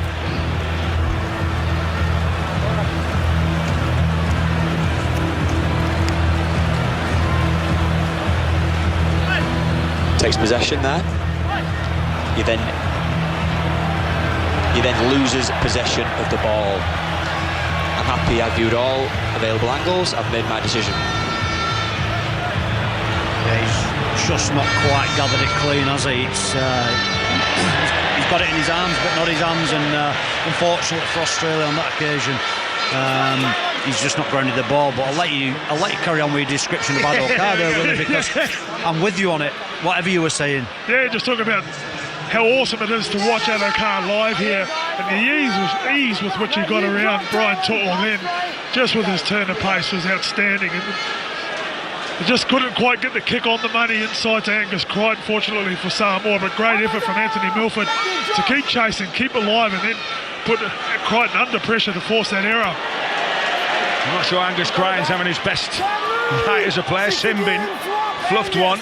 It's set restart here for Samoa in centre field as Paolo rips beyond the halfway line and into the heart of that Australian defensive line, and that rouses the crowd again.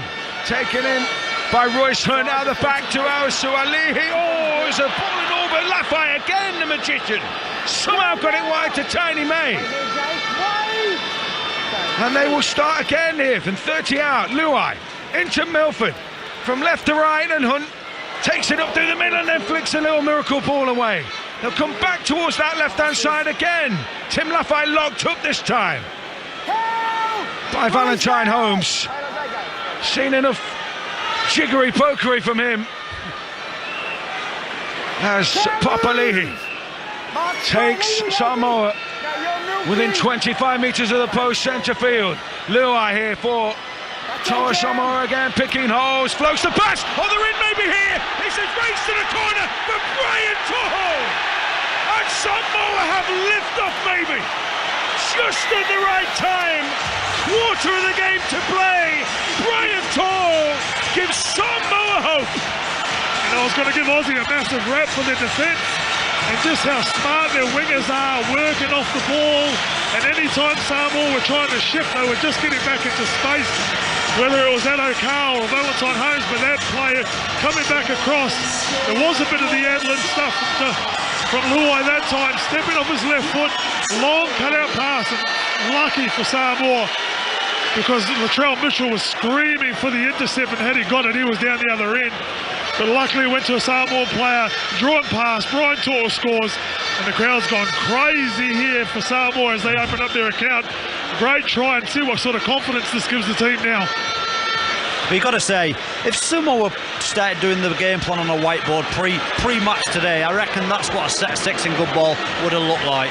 And I was just going to say, at the start of that set, they've not done enough of this. They got the ruck speed again off Paolo, who I said has been damaging. So they got the ruck speed. So there comes the game management. They go the right to left shift through the forwards, and again Lafay somehow miraculously gets that pass away. They dent him on the left edge, and then step up Luai. Well, his running game, we want him to run, don't we? He's so elusive off that left foot, and you're quite right, Willie. He throws a speculator, but hey, fortune favours the brave. It goes over the top of Latrell Mitchell, and it's a great try, but it's a great set from Samoa, more importantly, and it's about as controlled as we've seen them, as disciplined and as managed as we've seen them for the entire of this game. So there's life in them just yet. Huge kick for Stephen Crichton. He knows that 4 must become 6, and it does, and listen to the roar. Old Trafford breaks out in unison, because Samoa are on the bus, and this Rugby League World Cup final, this men's tournament closer, is up and running and still alive and kicking. 18 to go, 20 points to 6.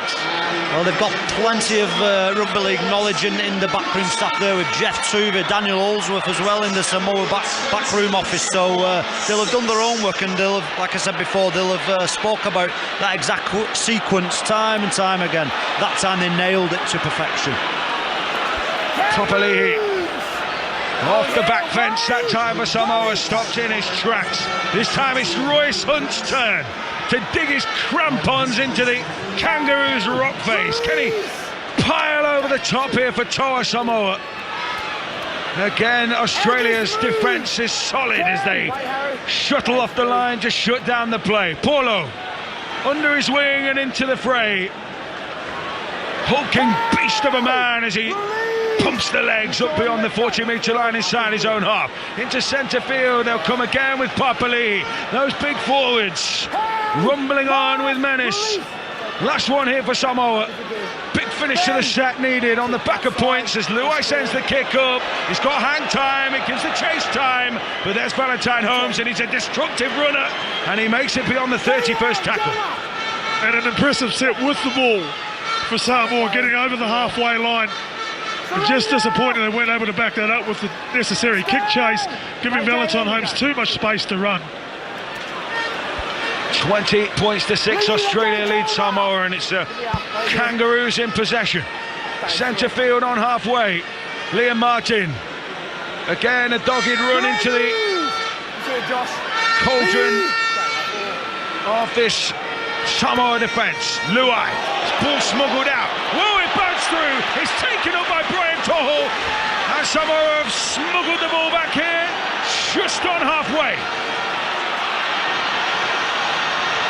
Powered in by Kelma Tuilangi. And the crowd rises.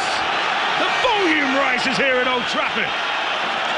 Are they sensing a Samoa fight back? Those flags are twirling. Passions running high here. Paulo. Another straight up the guts belt from him into the 20 of this Kangaroos half. Milford throws to Luai. Dropped off in turn to Hunt. Hunt driving at his namesake Ben Hunt. And Royce hits the turf 10 away. Last tackle for Samoa. It'll be Milford who scoops into the hands of Luai. Out the back he goes. It's behind everybody. Tiny May keeps it alive, just trying to recycle the ball. Australia make the tackle. Well, they hunt in packs, don't they, the Kangaroos? And any sniff of an error, they saw one there and they rallied. And there's not much that Samoa can do about this, but it goes back to what Paul was saying earlier. There's an easiness, if you put it like that, for the Aussie defence, where they can just pick off where they sit, because everything's got to go around Jerome Luai with Anthony Milford playing dummy half now.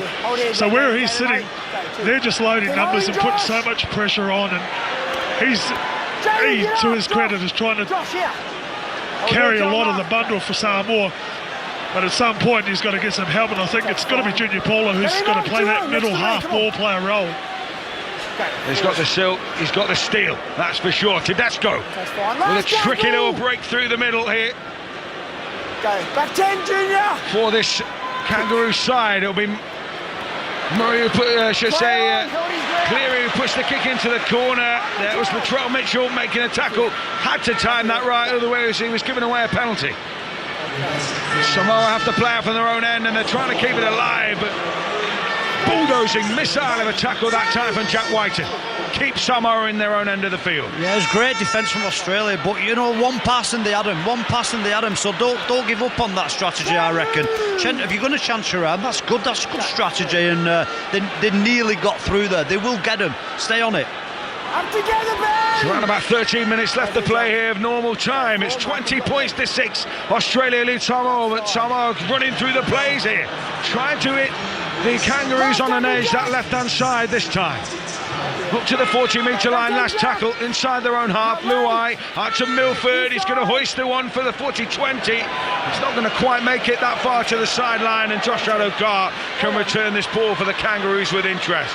There was just an opportunity on last play when Luai went out to Milford. If everybody else from the Samoa side had stayed on side, there was a run opportunity that they can expose, because Adokar's gone back, Mitchell's gone back, sitting for the kick return.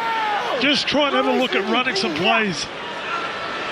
So Latrell Mitchell with the charge. Tino Fasua Malawi, should I say, inside the 30, inside the 40, sorry, of this Samoa half. It'll be Cleary, throws back to the middle now with Regan Campbell-Gillard, and he's straight into his Parramatta Eels teammate in Junior Paulo, who makes the challenge for Samoa. 20 points to 6, the Kangaroos lead here. 5 Live Sport and the World Service. Here comes Munster, push back on the inside. Tedesco hits top gear, and that is a try which might just have taken this World Cup final away from Samoa. 24-6 with a kick to come. Really tidy play from Australia, that one. They've turned the ball in time and time again. We spoke about it. This time they've just turned it in, but they've linked up on the opposite side of the ruck and just caught out some overworked, some overtired defenders who've been working really hard for Samoa, just getting that line speed going. But really clever, really well worked training ground move from Australia. And it's Tedesco who's just he's too good from that range, isn't he? And he just skins the Samoa fullback to put it down, and just stretch this Australia lead a little bit further and out of Samoa's reach. And we've seen from the early stages of this game that, as you said, Paul, that Australia were just turning the ball back inside, where there was a drop-off play, and the discipline to stick to their game plan has just paid off. It was a little bit different by fashion, that one. It was a switch across the play, and then an inside ball back into Tedesco, off Munster, and a tired Junior Paulo. and not many middle forwards are going to get to just go in a one-on-one like that. And a fantastic try for the Australians again. Well, I think it's an old Billy Slater, Cameron Smith that moved that one. So he's definitely come out of the Melbourne playbook, and he's. I guess it's Munster who's had it passed down in the rich vein of rugby league royalty heritage at Melbourne Storm to his teammates in the Australian camp. But equally well worked, equally well detailed, and fantastically executed. So it's a great try. So, yeah. Just speaking of Melbourne Storm, I saw Craig Bellamy walking past earlier before. I'm sure that's one that he'll be claiming and putting his name to. Nathan Cleary then to make it a 20-point ball game as he slots the kick in front of the Stratford end. A crushing blow for Samoa with just over 10 to play. Australian hearts beating. They know one hand is on that trophy for a 12th time and the chance to engrave a new name on that cup. Looks as though it's passing this Rugby League World Cup final by Samoa in their first World Cup final as a Rugby League nation, their first elite final in any sport. They've done themselves proud, but at the moment, barring a miracle, and we've seen Rugby League miracles before, this game is in the bag for the Roos. And especially when they've got the ball back, and especially when Tino Malawi is in such destructive mood. Up to the 41st carry. Oh, it's a loose pass. Crichton has picked it up. Stephen Crichton just about keeps it alive for Samoa as he dives into the corner. He wants a quick one. He's got to kick this sharpish. Samoa celebrate. Crichton's mind is on business. Tap this over and let's crack on. And they're going to take their chances when they come. And those long arms of Stephen Crichton just putting them out, wishing and hoping that the ball would finish in the right spot. 2 intercepts for tries in 2 weeks. A great response for Samoa. And a big one after the play was looking at Cameron Munster, just screaming and dismayed at his teammates. Probably expecting just to play a nice simple set after points. But asking why we were trying to play the great marker play, great effort on effort from Stephen Crichton to get Samoa in this back in the game. There's 9 minutes to go. Still a bit of an uphill battle, no question about that, but it gives them some hope. Yeah, flicker of belief, a flicker. To be fair, I don't think Cameron Munster can have too many complaints, because I think he's just rolled the dice, hasn't he, Crichton there? And like you said, those big long arms. The dummy half's just gone out to fix the marker, if you like. And I guess Cameron Munster, if he's got any complaints, saying just pass it off the floor. Let's just roll forward here. They've been a little bit too clever for our own good. We don't need to be. But you've got to say, that's fantastic from Crichton. Really good. And two games, 2 intercepts. Well, he was England's tormentor last week, which is what we were referring to, with an intercept try and points off the tee. A drop goal to take Samoa into this World Cup final. But the English support has got behind, and he's rattled the post with his kick. And that should leave it as a consolation for Toa Samoa. It doesn't change too much. It doesn't change. Whether he kicked the goal or not, it was going to still take 3 converted tries. So it doesn't change too much. And it shouldn't change too much of Samoa's approach here. Well, Jason Esco in no rush to welt this one downfield. On the back of point, 7.5 to go in this men's Rugby League World Cup final. The Jillaroos have already put their pot in the trophy cabinet. The Kangaroos want to follow suit, and they will know that Samoa will have to play here in these final phases, and they will defend with vigour as they are doing now. The chase on this Samoa side coming out of their own end. The line speed is intense. There's a crackle of electricity that Samoa might just launch something here. Papali'i. But again, there's green and gold defenders digging in and getting up. Now making sure their tackles stick. Yo and Fossa Malawi. Second and third man in that tackle as Regan Campbell-Gillard peels off the tackle too. Luai loses his footing. And it's an easy one for Isaiah Yo. Second involvement in as many tackles there. Milford has to kick from inside his own half. It's a towering bomb, but Tedesco, who faces those in training for Matt Burton and faces those from Cleary in training every day, just takes it easily. I like the first play of the set when they tried to shift it. They've got a chance their arm. The next 4 plays, however, when they just tried to go one out, they're not fighting for field position. They're fighting for points here. They've got to try and get some offloads and get some free throw play here. Josh Adokar. Do you know what, Willie? What I'd say about the shift, it's really good, but I think just epitomises what they've done most of the game is they pick the wrong moments to do it. They're fantastic when they shift the ball. We've seen that.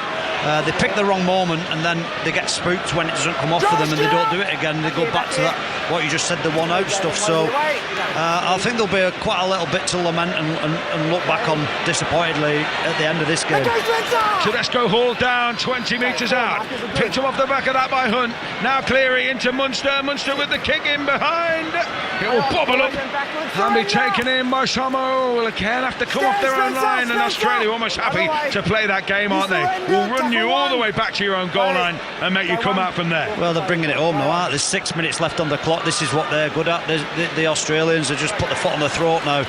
Nothing fancy. They might try something. They're not bothered. They're defending their way now to victory in the last 5.5 minutes of this as this game's to go. So nice and tidy, numbers in, and expect the unexpected, because Samoa's going to throw it about now, aren't they?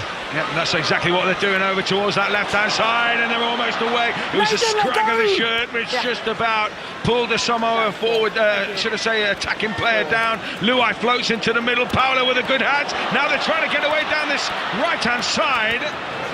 Almost up to halfway, and the ball bobbles loose. It was certainly knocked on by Latrell Mitchell. Knocked on forward. Scott Menefee, Samoa. It is impressive. There's so much to be impressed about Australia today and how they've gone about it. But really impressed with their discipline to stick to their game plan. They would have had a tip sheet. They would have spoken about how they wanted to do things to the detail, whether it was carrying the ball, playing the ball, supporting each other, defending. They've done everything, I reckon, that they set out to do from minute 1, and they're still going at 76 minutes. It's in the hands of the trainer we're playing on. It's a victory for character and hard work, isn't it, Willie? I think that's what they base everything on. He's not in the way. Here comes Samoa. Second in midfield. Back here. Let's get a quick full time from Murrayfield in the Autumn Internationals. Scotland against Argentina is Andy Burke. Scotland 52, Argentina 29, an ultimately resounding victory for Scotland. They ran in 8 tries, and if anything it could have been even more emphatic. Darcy Graham helped himself to a hat-trick, but this match was all about Finn Russell. He was at his magical best, at the heart of everything. 2 wins and 2 defeats from the autumn for Scotland, but this result something to build on for 2023. Full time Scotland 52, Argentina 29. Cheers Andy, convincing then for those at Murrayfield. They will wander away with joy in their hearts here, but at the moment it's the Kangaroos with joy in their hearts at Old Trafford. Rugby League Men's World Cup final. Papali taken down just short of the 10. Samoa desperate to cling on to something here. 3 minutes dropped off that time to Leniu, just hauled down the Samoa powerhouse. Another try would just spark. It wouldn't really change the result, but it would just give those Samoans something to cheer as Angus Crichton brings the ball away. Well, that was come to an end. 26 points to 10 here. Down at Twickenham, it's England against New Zealand in the Rugby Union. Here's Chris Jones. And the All Blacks have started like a train. England 0, New Zealand 14. 2 tries for the visitors. Papali and Taylor, the complete opposite from the last time these two teams met in the 2019 World Cup semi-final. England now have some territory. They have to respond as Tuolangi looks for the corner. Held up just short. England 0, New Zealand 14 after 12. Good day for the Southern Hemisphere, at least in terms of the antipodes. Here they come. Sua Malawi for Australia. Time ticking down. We're into the final 2. And Australia just seeing out the job as Cleary finds another touch finder. Was he behind the 40? Just looking for Ashley Klein's signal here. Yes, he was. What a kick! Yeah, he's not done a lot in this game as Cleary, but as usual, what he does do is quality, isn't it? And we've got it's fair to say, a half streaker, and he has been tackled in a tackle attempt tackle technique that I don't think either coach would be impressed by. Eventually, the streaker's sorted out. Gents, can you have your critique of that effort?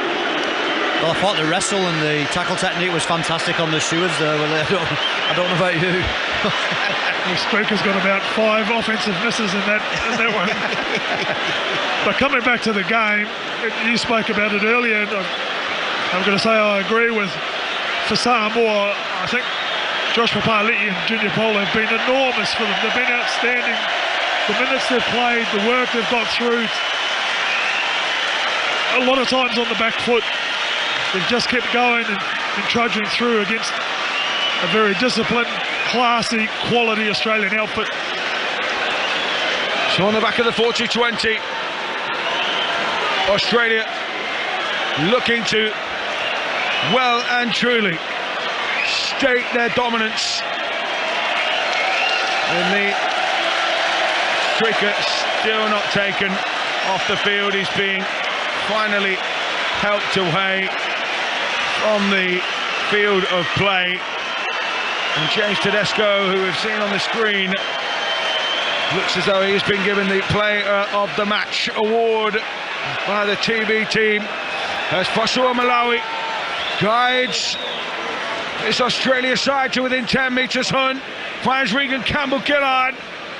Final nail in Samoa's coffin this would be, if Australia can find some more points. Hunt finds Cleary, puts the brakes on, eventually taken down, gets an offload away though, flicks it out to Fasua Malawi. All elbows and arms flailing. There's that Samoa defence. Desperately tries to claw him in. It'll be Hunt. Short ball to Campbell-Gillard. Regan Campbell-Gillard held just short again. Hunt. They're throwing everything here to try and finish with a flourish. Tedesco offers it up to Martin.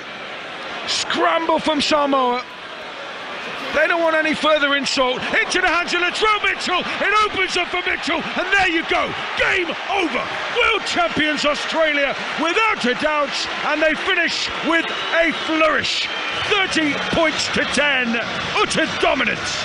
Well, I think that felt like we just spent about 2 or 3 minutes watching Australia, almost mesmerising, really, just unable to be put to ground, unable to be held in with and lock the ball in. And whilst they offloaded, they shifted from one side to the other.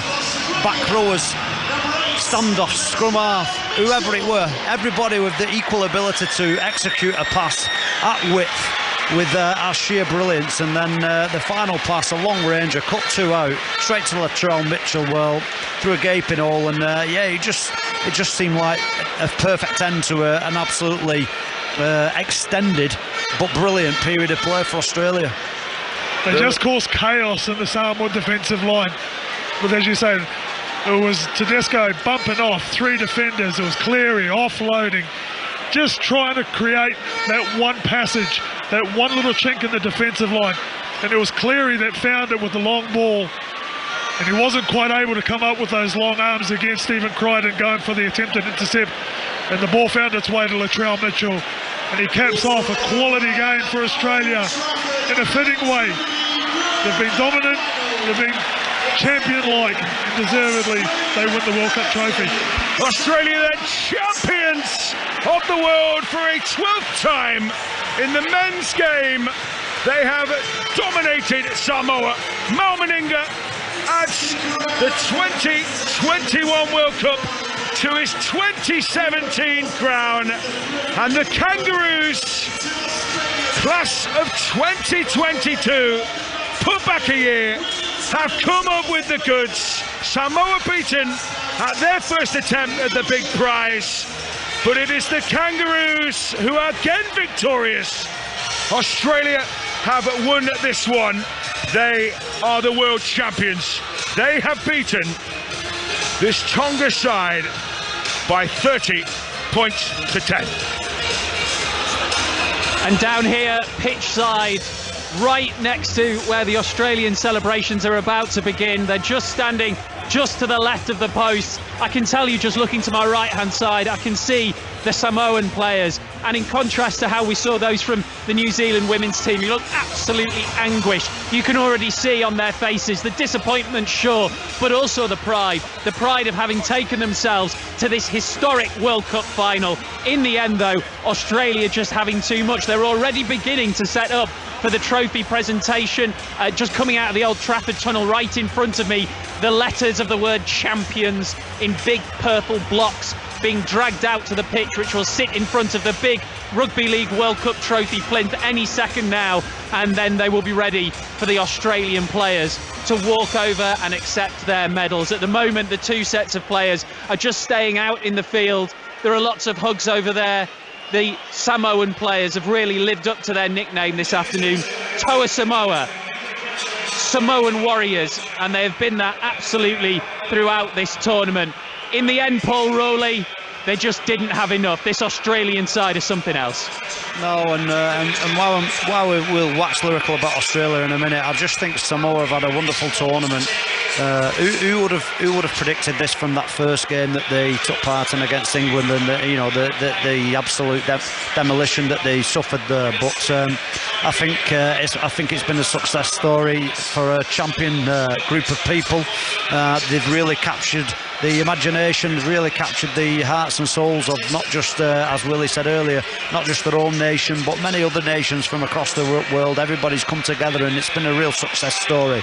As for today's performance goes, well, I think they've left nothing out there. I think they've been wholehearted. They've given everything. There's been some really good moments for them. They'll look back on it with things that they can improve on and do, and possibly do better. But they've just come up against a world-class outfit in Australia today. Well, I'll tell you what, we can bring you some live reaction now because Valentine Holmes has joined us pitchside. Val, congratulations, world champions again. How does it feel? Oh, lost for words, undescribable. Obviously, this is what we set out for. Come across the world. We had one goal, was to achieve this, to win the World Cup. Obviously, we weren't the favourites today, I don't think, in the crowd, but we loved that, and I thought the boys played really well. It was a tough game. They were a gritty team. They were with us pretty much the whole way, I just couldn't be more proud. It must have taken a huge level of professionalism on the front of all of the Australian players, because you're right, the crowd here were behind Samoa, and you had to just do your job. Yeah, definitely. And that's what we're all. We all obviously play professionally back home, so we know how to handle crowds like this, I guess. And it was we just trusted what we had going. We trusted our coaches, what they had for us, our game plan, and we went forward with that, and we got the job done. It's the second time for you, of course, and Mal Meninga, the coach you mentioned, is an absolute legend of the sport. But to win it with almost a completely different group of players, I say almost because apart from you, does that give you satisfaction as well to do it with two totally different groups? Yeah, I guess you can put it like that. I mean, it was 2017 was the last time I played in the last World Cup, so a few years in between then, but there's two different completely sides, and we played almost, I guess, two total different games of football each World Cup. So it was awesome to be a part of this group, and I've created some memories I'll never forget, and obviously to win this, I just couldn't be more happier. And to win it on foreign soil as well, that's special. In a stadium like this too, the theatre of dreams they call it apparently, so Ronaldo runs out here, they've had some greats that have played here, so I'm just very grateful to be able to play on this field and obviously win it on England soil, I guess. And I'm sure you'll know that you lot won the cricket this morning, and you lot won the Rugby League World Cup final in the women's game. What a day to be an Aussie. Yeah, definitely. It's it's obviously a pretty cool day to be an Aussie, I suppose. I didn't know about the cricket, but it's we're obviously a very proud country, and we love our sport. Val, thank you so much for talking to us. Go enjoy it. All right, thanks guys. Fantastic. The one survivor from the 2017 winning squad, Valentine Holmes there of Australia. What an incredible day it has been for the coach, Mal Meninga, who's just in front of us now doing his interview with television, so hopefully we'll be able to grab him for a word as well. One of the absolute legends of the sport, a winner in 2017 as head coach, and now he has done it again in 2021. Very difficult day for his opposite number, Matt Parish, of course, but at the same time, Matt Parish has taken this Samoan team from absolutely nowhere to the final. They are a great group of players, and they've had to live up to the tag of that golden generation throughout this tournament to get to their first ever World Cup final. Mal Meninga has done an incredible job though with Australia. He's just now having a handshake with Matt Parrish, and they're having a little hug, the two of them together, the two coaches. And let's bring in Mal Meninga right now if we can. Hi Mal, we're live on the BBC right now. Congratulations, you're world champions again. Yeah, thank you. It's a great feeling. You know, it's something we focused on. We've got high expectations, of course, and you know, and making it today and playing the way we did, I'm really, really happy and relieved for the players. You had such a great playing career that you know all about pressure. You played here before, you scored a try here before, of course, for Australia very famously. But this is something different, isn't it? The expectation is huge and you've got to live up to it. Yeah, we did. And I thought we did. You know, our first half I was really, really happy with, you know. So we're under pressure for, you know, a good start by Samoa, and we sort of hung in there and scrambled well defensively, but come home and kind of leading into half time. I thought we're well in control. Made a few errors in the second half, but that's rugby league. That's what happens in rugby league. But I thought we defended those errors extremely well. We got down to 12 men, and you know, their effort in defence was enormous. And you know, we ended up coming away with points with 12 men down. So I'm really, really happy for the players. And not only did you have to beat this incredible Samoan squad, you also had to beat the crowd today. Oh yeah, but you know, I'm kind of hoping they go away satisfied with both teams' performances. You know, I think it was a high quality game. It was very fast, and you know, both teams got fatigued through different stages of that game, and they showed a great lot of courage and commitment to each other. So, like I said before, you know, we had to work very hard, not only tonight but through the tournament to get what we deserve. And, you know, we were rewarded for that effort. And a word on your opponents as well today, Samoa. Had the incredible story of beating England. You're obviously entirely focused on your own nation and winning this thing, but now that you have, what a story. It's a great story. It's a great story for the National Rugby League. You know, let's hope our administrators and our decision makers takes this on to, you know, bigger and better things, you know. So it's been a really great start to the national program again after so many years off, and I just hope that, you know, this is a bit of a catalyst for the international program. Mal, thank you so much for talking to us, and congratulations again. Appreciate it, thank you. Mal Meninga, legend, Australian head coach as well, and he has just taken the team to their second Rugby League World Cup trophy, and he's done it with an almost totally different squad to the squad in 2017. Valentine Holmes is still there with them, and also we should say, Paul, that the captain James Tedesco, who hopefully we'll grab a word with at some point, you know, you rewind to the last World Cup, he was playing for Italy. Yeah, absolutely. So it's somewhat of a shift in obviously he's played for his heritage. Now he's playing for the place where he lives, obviously. So in the best team in the world. So he's obviously a fantastic player, and he's been great today. But I just think you're right about Big Mal. He is a legend, and he took over in 2016. He's building a legacy. His whole coaching staff there, and I just think the fundamentals, the principles, the rules that they've got in place, and they do it all with a smile on the face. And I think we've all been privileged today to watch the best team in the world for many, many years now, and they continue to be so on the back of all the rules and the culture that he sets, and the legacy that he will leave at some point.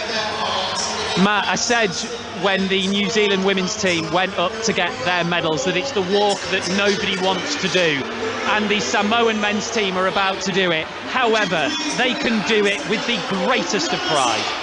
Absolutely, heads held high. They have contributed hugely to a wonderful Rugby League World Cup men's final, and I think you'll hear the fact that the crowd appreciates what they offered to this game, which was wholehearted effort, some real moments of class, and they stuck at it. They were right to the end when James Tedesco and Latrell Mitchell finally took this game away from them. Those Samoan players, and some of them have almost become accustomed to winning. Jerome Luai, Brian Toto, Stephen Crichton played in back-to-back grand finals for the Penrith Panthers in the NRL. To them, this is almost an alien notion that they come to a final and don't come away with a piece of silverware. Well, it might not taste too sweet tonight, but they can certainly be proud in the long run, even if it takes a couple of days to get over this. The Samoa players the likes of Lingi Sao, who was plucked from Super League and into the squad late on after injuries. Tim Laffey as well, another of those players who was brought in from Port O'Reilly Salford and given an opportunity to impress, and he took it with both hands. Huge tries in the semi-final against England that got them there, and they will have so many fine memories, so many fond memories of this World Cup, beating Tonga in that all-Polynesian quarter-final, beating England at the Emirates in the semis, and Junior Paulo, a picture of respect and professionalism as he leads his team and his family away, having received their medals. There's so many good stories to come out of this World Cup, isn't there? At every level, whether it be wheelchair or women's or the men's, obviously. So many good stories, so many connections, and the relationships built, formed and rekindled throughout this entire World Cup. As we sit here, us three, I think we'll all have a story. We sit here, I've got friends in both camps, Michael Hagan, Freta Tuilagi and the Samoan. It's an amazing togetherness that everybody feels, and there's a respect and mutual respect across every country, every nation that's unprecedented. I'm really proud to be involved in some way. It's been an amazing month and a half. It celebrates the best of our game on the field, and it's celebrated, and we've seen some of the best of our game off it as well. As Paul said, there's so many stories and things we can talk about, and just a couple for me was the inclusion of Greece and Jamaica, and trying to really make the game global and grow. And yeah, it's just been fantastic to be part of it, be a rugby league person and be associated with this. Yeah, everything from Brazil and Canada meeting in the women's game and delivering a real high quality, high tempo encounter right up to this showpiece of matches. We had the wheelchair final last night, England beating France at Manchester Central. The Chillaroos coming out on top against the Kiwi Ferns in a trans-Tasman affair. And then here, Samoa, that little pinprick in the Pacific, punching well above its weight. The diaspora around the world of Samoans with plenty to be proud of, but now it's the Kangaroo players who have again triumphed. 12 World Cup medals, 12 World Cup trophies for this proud rugby league nation. 1908 they played their first tests. It took them a while to establish dominance, but since then the likes of Johnny Raper, Ron Coote, Graham Langlands, Wally Lewis, Arthur Beetson, Mal Meninga, Brad Fittler, Cameron Smith have all gone up to lift the trophy. And tonight it's the turn of James Tedesco to join that group, and we've got indigenous flags. We've got the kind of what you would call the kind of modern day Australian flag, I guess.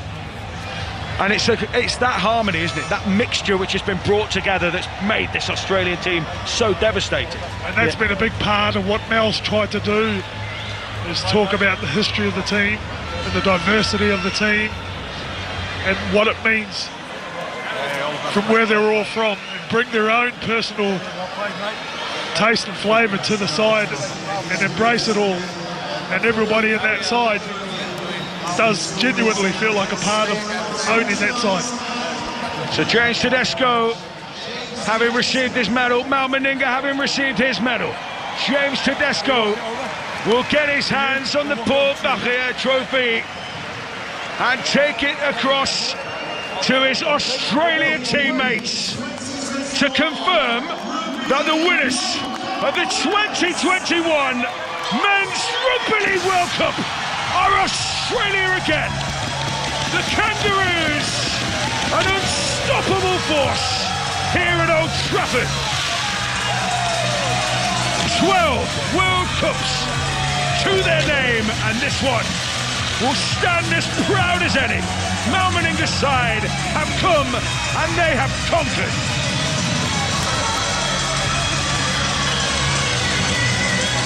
Smoke around the fireworks, setting off the whole squad, the backroom staff. Mal Meninga, Michael Hagan, Adrian Lamb, Trevor Gilmeister, all big names in Australian Rugby League, whether it be Origin, whether it be international scene. And this team, the class of 2022, at the year-delayed World Cup. They didn't travel last year, but they made the trip this time, and they have made it count. Champions of the world, Australia. The Kangaroos have shown dominant class. An absolutely the fans have stayed in as well. Sound inside Old Trafford as the fireworks went up right in front of us. We're just walking now on the pitch as the Australian players to our right-hand side go into a huddle to get some more photographs. Everybody has to get a lift of that trophy. We're going to wander around and see if we can get a word or two with one or two of the Samoan players, because yes, they are runners-up, but they are saluting their fans in front of us here because they have put in an absolutely monumental effort, not just in this final, but over the course of this whole tournament. And I can tell you, as I almost reach the corner flag now at Old Trafford, that the fans are standing. I can see Samoan flags all around me. A fantastic effort, and I'm delighted to say that we can now speak live to Tim Lafai, who's had an unbelievable impact on this whole tournament. Tim, thank you for talking to us. I know this isn't the colour of medal you wanted, but you must be so proud. Yeah, definitely. You know, no one can take this away from us. I'm super proud of the boys this whole tournament. No one gave us a chance to come out here and you know, to put on that effort and to make it this far in the tournament. You know, it'll be the first time in history we've laid a platform for the younger generation to come through, and I hope we've done our people proud back home and all around the world. Oh, I hope you know you have. The scenes there will be incredible. Even as runners-up in a final, just being here, the whole nation will be on their feet.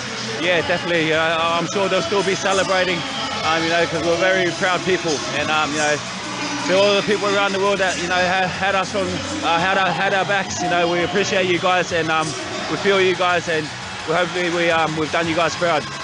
I read an interview that you did this morning when you talked about your childhood and you talked about your parents and all of the effort that everybody put in to help you get to where you are today. Right now, you know, when you think about all the people back home as well, I mean, I'm amazed you're not welling up. You're doing a great job. Yeah. You know, I've done all the welling up throughout the week in the anthem and the civic goal. You know, this one was for mum and dad, the sacrifice that they did made for us kids to give us a better opportunity to go to New Zealand and Australia. You know, this one's for you guys.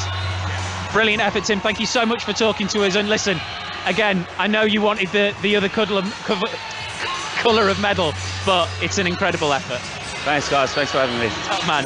Tim Lafai there, a Samoan legend, as every one of these players are legends. I'm going to walk back across the pitch here at Old Trafford. We'll see if we can get a little bit more reaction. Let's check in on England, New Zealand, though. Chris Jones. England 3, New Zealand 14, 7 to go till half-time. England have stabilised it a bit with an Owen Farrell penalty, but it's still looking ominous. The All Blacks making line breaks and bullying England up front as well. England 3, New Zealand 14 as we edge towards half-time.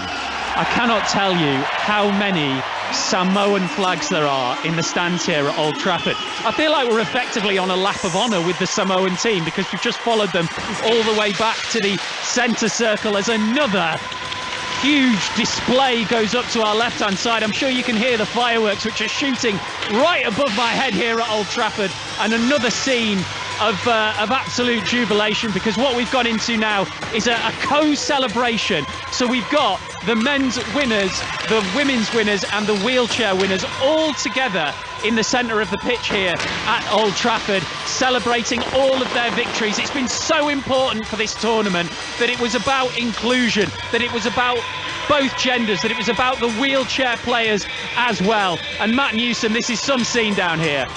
Yeah, you've got the wheelchair England side. The England Physical Disability Rugby League side were out earlier. They were taking it in as well. So their triumph, although not marked in this particular celebration, has been acknowledged by the Rugby League World Cup organisers. And this display here, again, is the message throughout this whole tournament has been one game together. And you can't get any more together, can you, than all three winners parading their trophy together, taking in that whole moment of glory and of joy and of celebration. A really fitting, a really poignant moment. And also, what I really enjoyed seeing, Tino Fa'asuamaleaui clearly got his own celebrations to partake in. He broke off from the wider Kangaroos group to go and introduce himself and shake the hands of individually every member of the England wheelchair World Cup winning team. So, you know, there's a genuine, tangible sense that everybody who's celebrating here today is celebrating the wider game of rugby league and the individuals and the personalities and the future that it's got within it. Well, I'm delighted to say we can now speak live to one of England's wheelchair winners. Jack Brown is with us. Jack, congratulations on your victory last night. So many people around the UK were watching it. Have you stopped celebrating yet? I don't think anyone's gone to sleep yet, so yeah, they're having fun. Yeah, what another spectacle again of rugby league today, seeing the women and the men's and being part of it and being on the field again today it's just been incredible. Yeah. You haven't been sleeping. I think we know what you probably have been doing, but I think you're allowed to celebrate this for a long time to come. That victory, this whole event, but particularly for England to win the World Cup, that will do so much for the game. Yeah, you know, that was the plan. That's what we had to do in the end of it. But if there's one thing that comes out of this is the actual event itself. No matter who's won the cups, the event has been incredible, and it's really put rugby league on the map, and it's really showed that this rugby league's for everyone. How important is it to have, with exactly what you've just said, that triple celebration with the wheelchair winners, the men's winners and the women's winners? It's never been done, has it? And it's almost surreal to talk to, you know, superstars that you've looked up to for years and who come up and go, oh, hi Jack, well done mate. And it's like, oh damn, you know my name? All right, okay, fine. But no, it's incredible. The inclusion of the sport, it's just another point to just say that rugby league's for everyone, and and we're here and we're not going anywhere. Who have you been chatting to then? Who's been coming up to you that you didn't think would know your name? Cleary just came over and said hi. Alakar in the chambers just said hi, but it's more the executives across the board of RFL, and yeah, there's been thanks man. It's more the executives and just the scope of the sport now, and not just wheelchair, non-wheelchair as well. It's just, yeah, this is mega. Jack, thank you so much for talking to us, and congratulations again. Thanks, man. Top man, Jack Brown there, one of the victorious wheelchair players. Just in front of us we have the Australian captain, James Tedesco. He's wearing the Australian flag, and he is sharing the celebration with the women's team as well, which is absolutely fantastic to see. Men's captain, women's captain, two giant trophies together. We might actually be able to grab chat with James Tedesco, the Australian captain, right now. Actually, we're trying to drag him away from the cameras. It's not easy because everybody wants a photograph with the winner, and absolutely nobody wants me in a photograph. That would be true even if we weren't at the Rugby League World Cup. But he's holding the trophy, and it looks absolutely magnificent. And they're now swapping the trophies as well, so that James can hold the women's trophy and lift that one above his head as well. I don't think he is going to take that Australian flag off anytime soon. We'll see if we can grab a word with him in just a second, but once we're done here in 20 minutes time, it'll be time for 606. Evening, Robbie Savage. Oh, your voice is gone, Steve. It's a bit like mine. I've been watching non-league football today. We were 2-1 down, Steve, in the 90th minute. We won 4-3. Non-league football, lower league football will come to the fore during this World Cup. Love the emotions, it's quite incredible. What a day of sport. But it all kicks off tomorrow, Steve, doesn't it? England, you know, play on Monday against Iran. Wales have got the USA. You know, fans looking forward to it. You know, are fans looking forward to this World Cup, Steve? You know, that is the big question. Can England win it? There's so much to talk about, isn't there? You know, would Gareth Bale and Ben Davies start in the England team, a combined team? I've got them two in my team. I know some people wouldn't have any Wales players in the England 30, never mind 26. So there's lots to talk about, but it's, you know, not just about the World Cup, about lower league football, non-league football. Were you at a game today? 08085 909 693. Can England win it, Steve? Yes, of course. What? Come on, Robbie. I'm going to say, hey, I've got Wales in the sweepstake though, so there you go. Oh, hey, can Wales beat England? Yeah, of course they can. Why not? I tell you what, for Wales, Steve. Yeah. It's so important. It's imperative they don't lose that first game against the USA. I think England will win the group. but I think if it's a draw in that game, I think both countries, you know, in the hardest group in terms of seedings, you will look to that Iran game thinking, can we beat Iran? So for me, it's imperative Wales get off to a good start as it is for England. 08085 909 693, Steve. Robbie, thank you very much. I'm delighted to say now that I've got Australia's winning captain, James Tedesco, with us. What an unbelievable achievement this is. Take us back a few years. You were playing in the World Cup for Italy. What a journey, James. Man, it's unbelievable. Obviously, it's a dream to play for Australia, be able to captain this team in my country. It's just a special moment, and to look back on this in like 5-10 years after I finished my career, winning a World Cup as captain at Old Trafford.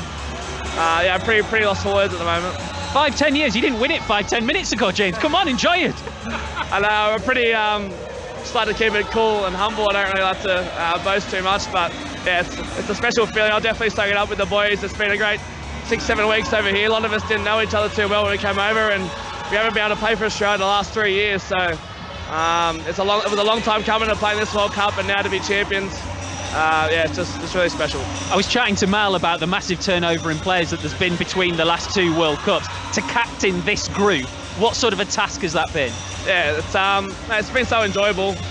The guys, just such a great bunch of blokes, and there's no egos. Everyone wants to come in, and I feel like we've formed close friendships that we'll have forever from this experience. So, just some of the best players in the world. We've all come together, and we just played as a team. We wanted to work hard for each other, and we had our best performance tonight, and yeah, it's great. Not quite sunk in yet, has it, James? Nah, not really. I just take it as it comes. So I'll probably sink in a bit later when I'm having a few beers and looking back on this whole journey and this whole tournament. But yeah, it's just I'm letting it sink in at the moment.